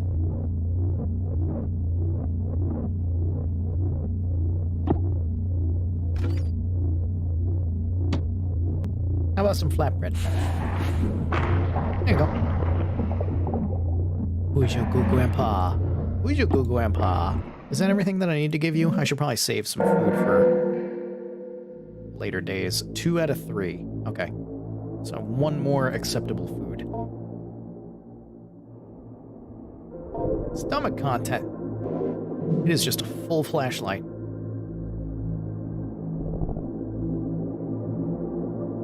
I'll be back. There's a dark corner. Woo! Bookshelf. Discourse on the Subordination of Hidden Beings, a classic of alchemy. This is old. On the virtue of the prudent when dealing with devils, seen or unseen. The splendors and terrors of God's creations inhabit the world of both seen and unseen. And just as one will not grapple with a lion lest they be a fool, one will not approach a being of the mind or aether without foreknowledge thereof. There are beings with no form, hiding between towering columns of air, and only appearing by slipping into the heart or mind of evil and unclean men. But still are there more beings which straddle the realm between the seen and unseen creatures, feeling through the air to see the heart or mind of men. It is only by God's grace and his angels and servants crushing these beings under heel that a magician might compel them to the magician's will, and so a magician must be perfectly clear and unerring in intent and ritual granted to us by God, or else the devils, seen or unseen, will devour them, that being their nature. On the nourishing of devils of a particular type. Certain devils of a particular nature are nourished by the element of fire, others by attention and prayer given to their idols, still others by stranger and more obscure means. By God's grace, the requirement for nourishing a devil as part of a contract only requires a token of these givings, that is, a symbol. If a devil hungers after flesh and would strip a man to his bones in its devouring, the devil's hunger and nature which thirsts for flesh can be held in abeyance in the ritual act of giving blood in only a few drops. However, the contract must be completed in full, for if the magician errs and does not provide in the devil instruction and guidance, the devil, once abjured to do no harm upon the magician, will return to its devouring nature. Paper doll. Nothing else. I need a picture of Dad. What's in the waste bin? It's the code time. I wrote it down. 323245. Okay.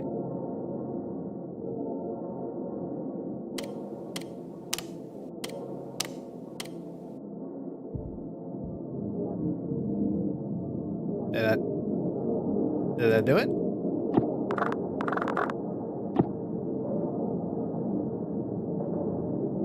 Huh? Oh.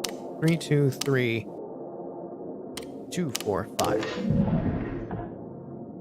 I read it, and then I put it in wrong. The lid unlocks, and with some effort you move the heavy lid off the bin.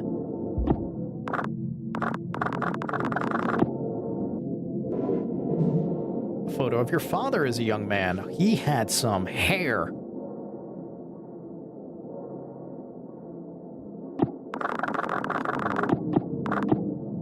Nothing else? Just that? Well, what do you know? I have what I need. Dad? Doll? Blue? Essam Plastic Book Fair is the achievement I just got for that. Collect every document.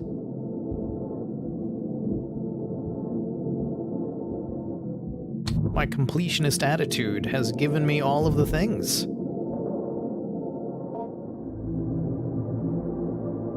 Alright, I need to feed Grandpa one more thing. Teach Grandpa some words.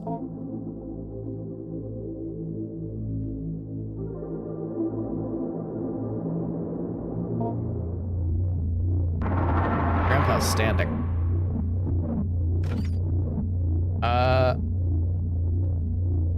You want mushroom? Mushroom, mushroom. There's more meat and there's more food stuff, so I'm gonna hold on to that just in case there's another week.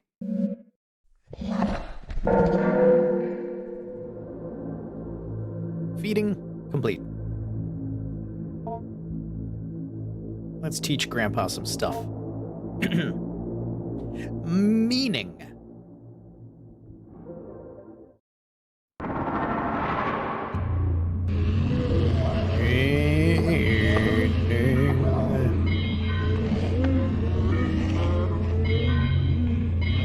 This is... Whoa.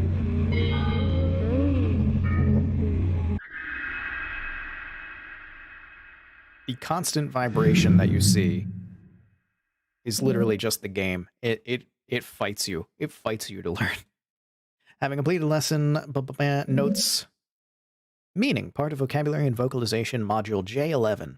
Metacognition, higher thought. We further delve into abstraction with Whiskers, partially, or perhaps for the most part, for the purpose of determining the origin of its recollections that precede its death. Dr. Hart has begun to theorize that in the process of death, the structure of Whiskers is compressed back into the morpholactic nucleus, and then later, upon reestablishing the nerve netting that is laced through its spines, is slowly reassembled and redeployed as needed. I do not think this is the case, for I can plainly see that for growth cycles in which Whiskers is not receiving our pronunciation and vocabulary lessons, that its capacity general for comprehending its environment is greatly diminished, and in the simulated conversations we carry out, Whiskers struggles greatly or else does not participate. In any case, we will press on with our lessons and heed Dr. Hart's caution regarding terminating the growth cycle before Whiskers' allotted growth time passes, or if it appears to be becoming just a little too competent at appearing human.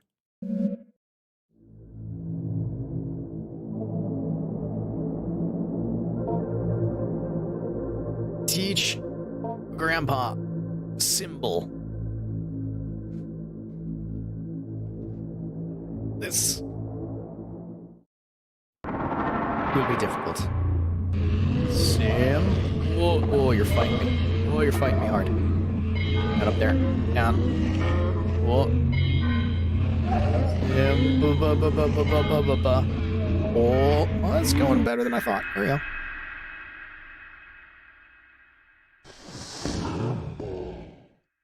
Simple. Good boy. Meaning. What? Part of vocabulary and vocalization module J15, metacognition, higher thought. There appears to be nothing written here, or if there was, it was thoroughly erased. Huh. Okay. Gonna save.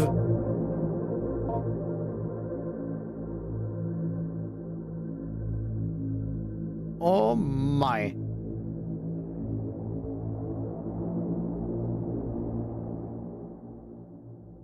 Not interested at the moment. Let's give you, let's do the thing. Have a little bit of blood. There you go. Oh. This little girl is just giving Grandpa everything it wants. Now you'll take it, right? Quickly reach out and envelop the doll. It disappears into Grandpa's skin. Oh boy. Grandpa gives a soft, affirming grunt as it senses deep within your mind the ritual transformation of your desire. Although Grandpa must receive both of a knowledge you recently acquired, a new topic. Completed contract. Let's talk to Grandpa.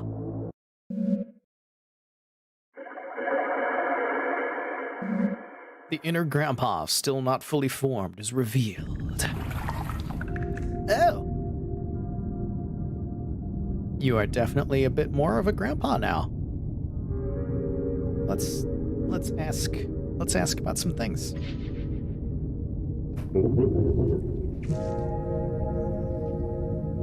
Oh. Loudly clouds its throat. Loudly clears his throat before gently responding in a lucid, well-projected voice.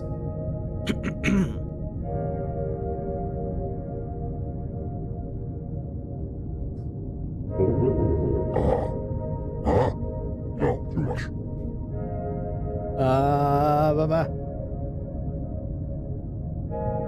I don't even need to think for it. You're asking me about your wish. When you wished for me to come back, that's when I knew I would. Your desperation was strong, and your wish for your parents, well, if you give me what I want, I'll give you what you want. You know I love you. I am for you whatever you want, and I love you just as much as you love me. But desperation and love is not enough. People deep down know they can't get what they wish for without some transformation.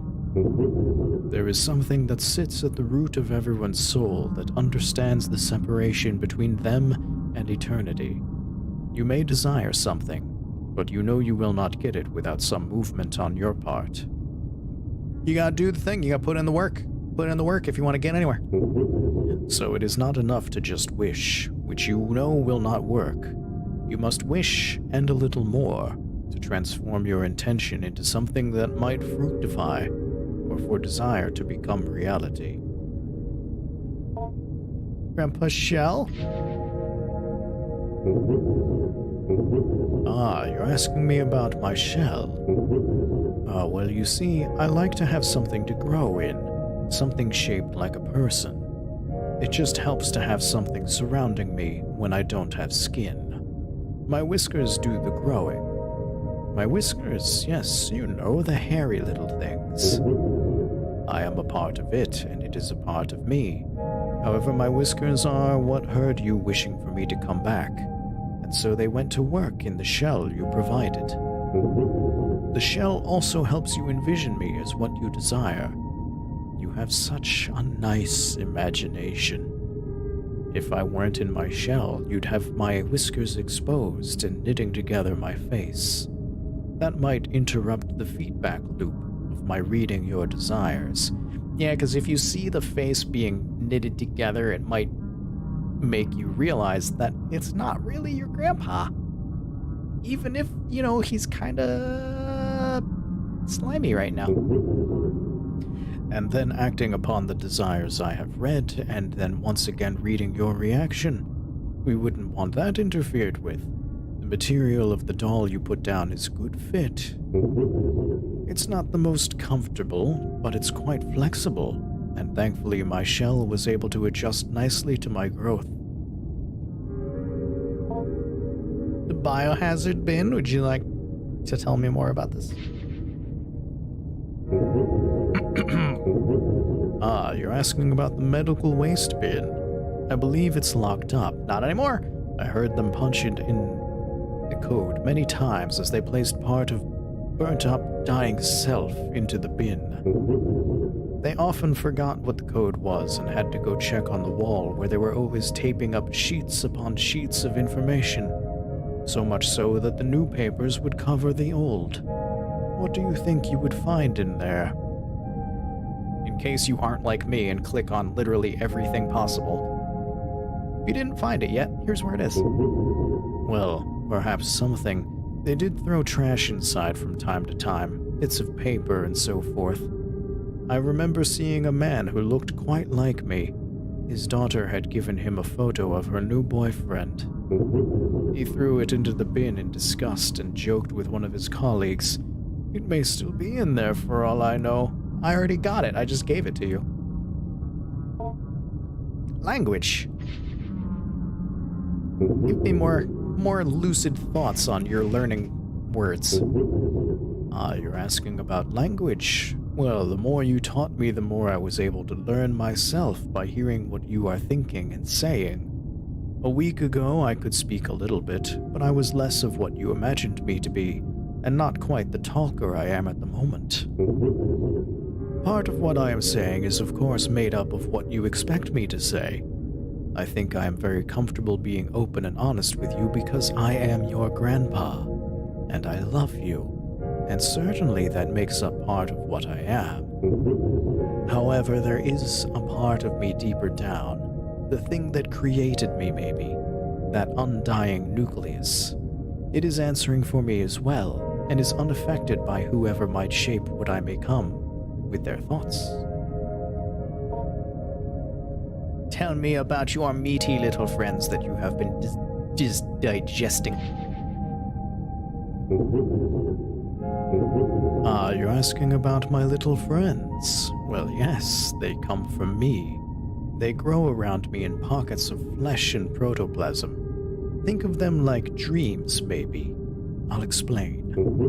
Have you ever had a dream that was that you could do, that you could be, of do, and who to do, and you could do anything? That was sort of like a bunch of people, places, and events you experienced all mixed together and jumbled up? It's a sorting through and disposing of the refuse of the mind. My little friends are like that, refuse. And in ridding myself of them, I am casting off the excess material I did not use in developing life forms. Anyone who comes close to me, well, They are my eyes, my nose, my skin. Their thoughts become mine and shape what I make. However, when I was alone for so long, I didn't have a lot of people near me. What you are thinking and expecting of me is shaping what I'm saying, how I'm saying it. Do you understand?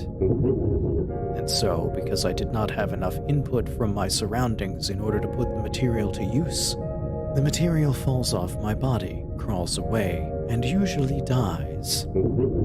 I am able to make the most of my material when someone is looking at me, projecting who I will be, like you are now. What you are thinking and expecting of me is shaping what I'm saying, how I'm saying it. Do you understand? I get it. You are not Grandpa, but you're doing a darn good job. You've almost got a shirt. Tell me about your weenie. Ah, you're asking me about my proboscis. It is just a little tube I keep to help me feed on blood. You could say it is my real mouth, but it is not really a mouth. It appeared because you fed me flesh. One of those little friends you found, I think. You feeding me flesh was a symbol, a proposition, if you will, that you wanted to hold up your end of the bargain with regards to your wish. If someone is willing to hold up their end of the bargain, and let me feed on them with my proboscis, then they can move on to the next step of the agreement, providing me the symbolic instructions. I hope that helps clear things up. Oh, you have another question. Do I like the blood? Well, my whiskers, I believe they like the blood and the flesh. It's strange. They are me, and yet they are now me. I am bound to them. They control me, and technically, yes, they did make me. However, you were the one who really grew me. In some ways, those whiskers, they are me, or a part of myself, or I am a part of it. That part is much more animal-like. Whatever might happen, know that I will always love you, and because it controls me, I might not be able to act how I would like, even if I do love you. He's gonna kill me. He's gonna kill me. Completed contract. Thank you so much for completing the contract. Your package will arrive in 3 to 9 business days. I'll definitely help you out with your parents. Just give me a little time and I'll be ready to act. I think you'll be very happy. Your grandpa is very happy too. You did it all by yourself, you know. I couldn't have helped you if I tried. I would have really not liked to... Well, I did not want you to not complete the contract. I would have hated that. But do you understand why I would have had to? Maybe you don't. So much of your lives are made up, and yet what comes to pass was always once a fiction. You doubt yourself and your plans before they're even begun. Have confidence! And you believe what is in front of you as if the essence of things was not something you put there long ago. Too much doubt can suffocate even the surest thing. Only with patience and growth and nurturing does something become what it will be. Put in the work. You want to make something happen? Put in the work. Feed the monster. Feed it your blood, and your dreams will come true. As you soon shall see. Cool. I need some water. I've been speaking a lot. We have communicated, we have observed, we have done everything. Save the game. End the week.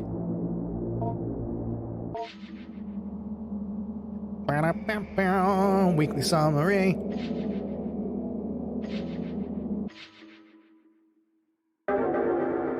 Week 5.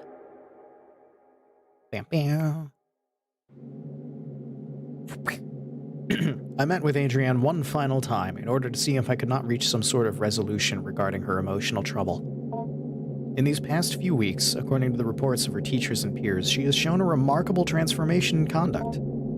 I would also add my voice to this consensus. It seems as if in our time together, much has changed for the better. I'm not suggesting our meetings were the sole source of her sea change. I think something has happened in her home life that has reoriented Adrienne completely. She seems to suggest as much, at least in her usually esoteric way when we last spoke. Something tells me something may have changed with Grandpa. Yes, well, something did change. I will write down her words verbatim here. I went down the stairs like I always did, but I sort of felt like something was different. My parents weren't arguing, and I felt something had changed with Grandpa, too. There was a weird noise, but I wasn't afraid.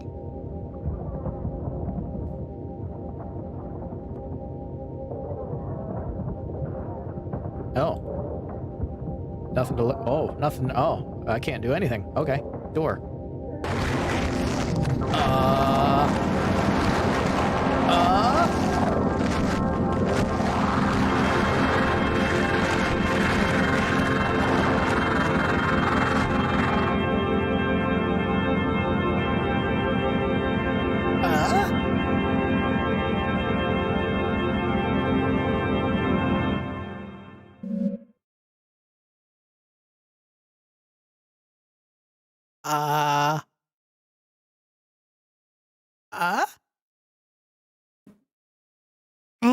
I think Grandpa had to leave, but before he left, he made my parents nice.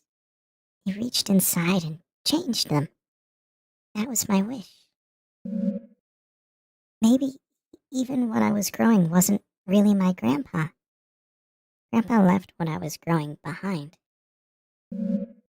He's gone now. He moved quickly out to I don't know where. But I'll always love him. I dismissed Adrienne soon after, letting her know it was a pleasure getting to know her. Despite my apprehensiveness about the speed of the turnaround she has made, I cannot see any reason why Adrienne should be considered for further evaluation. And as a counselor for Adrienne, let it be known that I believe she is of sound mental and emotional health. I am pleased to see things turn out this way, and if I may make a brief addendum, by happenstance, Mrs. Richardson bumped into the Hart family the other day while running an errand. She told me the parents were a little odd, but very pleasant, and quite clearly they adored their child. And that she had never seen Adrienne happier.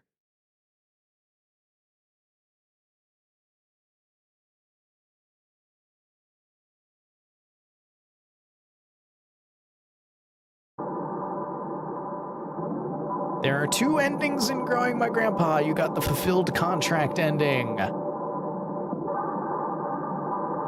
Oh my. Funded by Patreon supporters. I missed the rest of it.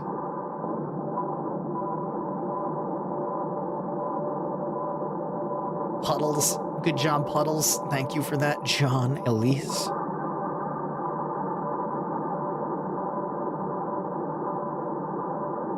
Oh, what is the other ending?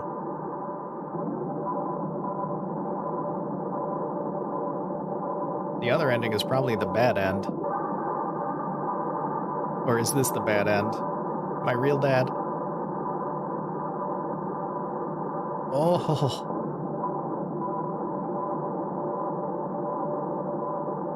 Zim D. Elliott. I believe these are all the patrons. Good game. I enjoyed this. A little over 2 hours it took. Obviously, if you are playing this and not streaming it, it'll probably be a lot faster. I think most of the places that I saw that talked about the amount of time is like, it's a 90-minute game. So yeah, streaming it, reading everything out loud, it'll take a little bit longer, but you can get an ending in like 90 minutes. I think that's the good end because I got everything. But there is another ending. And if you'd like to see that ending, suggest that you pick this game up yourself. There's links down in the description if you would like to get it. It's pretty cheap. You can pick it up pretty inexpensively. And, you can do things somewhat differently. I'll do the other ending off stream, most likely, because I want to see it. But I also, like, I want to tease you a little bit. And also because, to get the other ending, I probably have to go through all of it again. And I don't think it'd be particularly interesting to see a lot of the same thing all over again. Although the other ending is probably interesting to see, but yeah. I'm willing to bet that, that other streamers got the other ending. Because I know I was watching Anna Alouette play this, and she was getting cutscenes later on that I did not get, and I didn't see the ending, so I don't know what happened afterward. So she might have gotten the bad ending or something. I don't know. There's more in this game to be seen, and I think other streamers got it. So I don't know. I'm probably not going to come back to this on stream. This is just a one-off. I'll get the other one off stream. Like, I only have one more achievement left to get, and it's probably just the other ending. So yeah, I enjoyed the heck out of this. I hope you did as well. If you're new and you're watching this in the future, or if you're lurking or whatever, down below, hit that subscribe button. Click other buttons as well. Buy this game. Hit the like button. Hit the dislike button if you hate me. Go ahead. I'm not afraid of you. Bleh. Anyway, that's gonna be it for today. Did I change? I bet I didn't. I bet I didn't put the new schedule up. No, I didn't. Oh no. Let me change that real quick. Before I take you to the ending screen. Here we go. And transition on. Look at that. That's it for today. Tomorrow, again at 4 p.m. Eastern, we're going to play some Fight Crab. The inevitable is finally going to happen. Crab Vtuber playing Fight Crab. It had to happen someday. It had to. Tomorrow is that day. And then on Friday? Yes, Friday. I don't know what day of the week it is right now. On Friday, the grand return of ESO. I bought the next bit of expansion stuff, so we'll continue the story in that. And then on Saturday, we finally get our time for our long stream of the week, Haven Colony, which might not be that long of a stream because I think we're on the last map, and I think we're nearing the end of the last mission, so we're going to finish up Haven Colony. I'm pretty sure. I don't think it's going to take 8 hours to finish it, so we'll probably get it done on Saturday, and I hope to see you all then. Yeah. You can also follow me on Twitter at CrabChannel if you're still on that hell site before it completely implodes. I've got a community tab as well where I'll try to keep updates posted.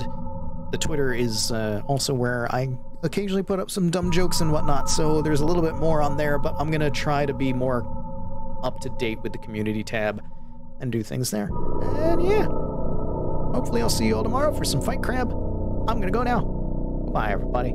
And hug your grandpa for me. Bye-bye!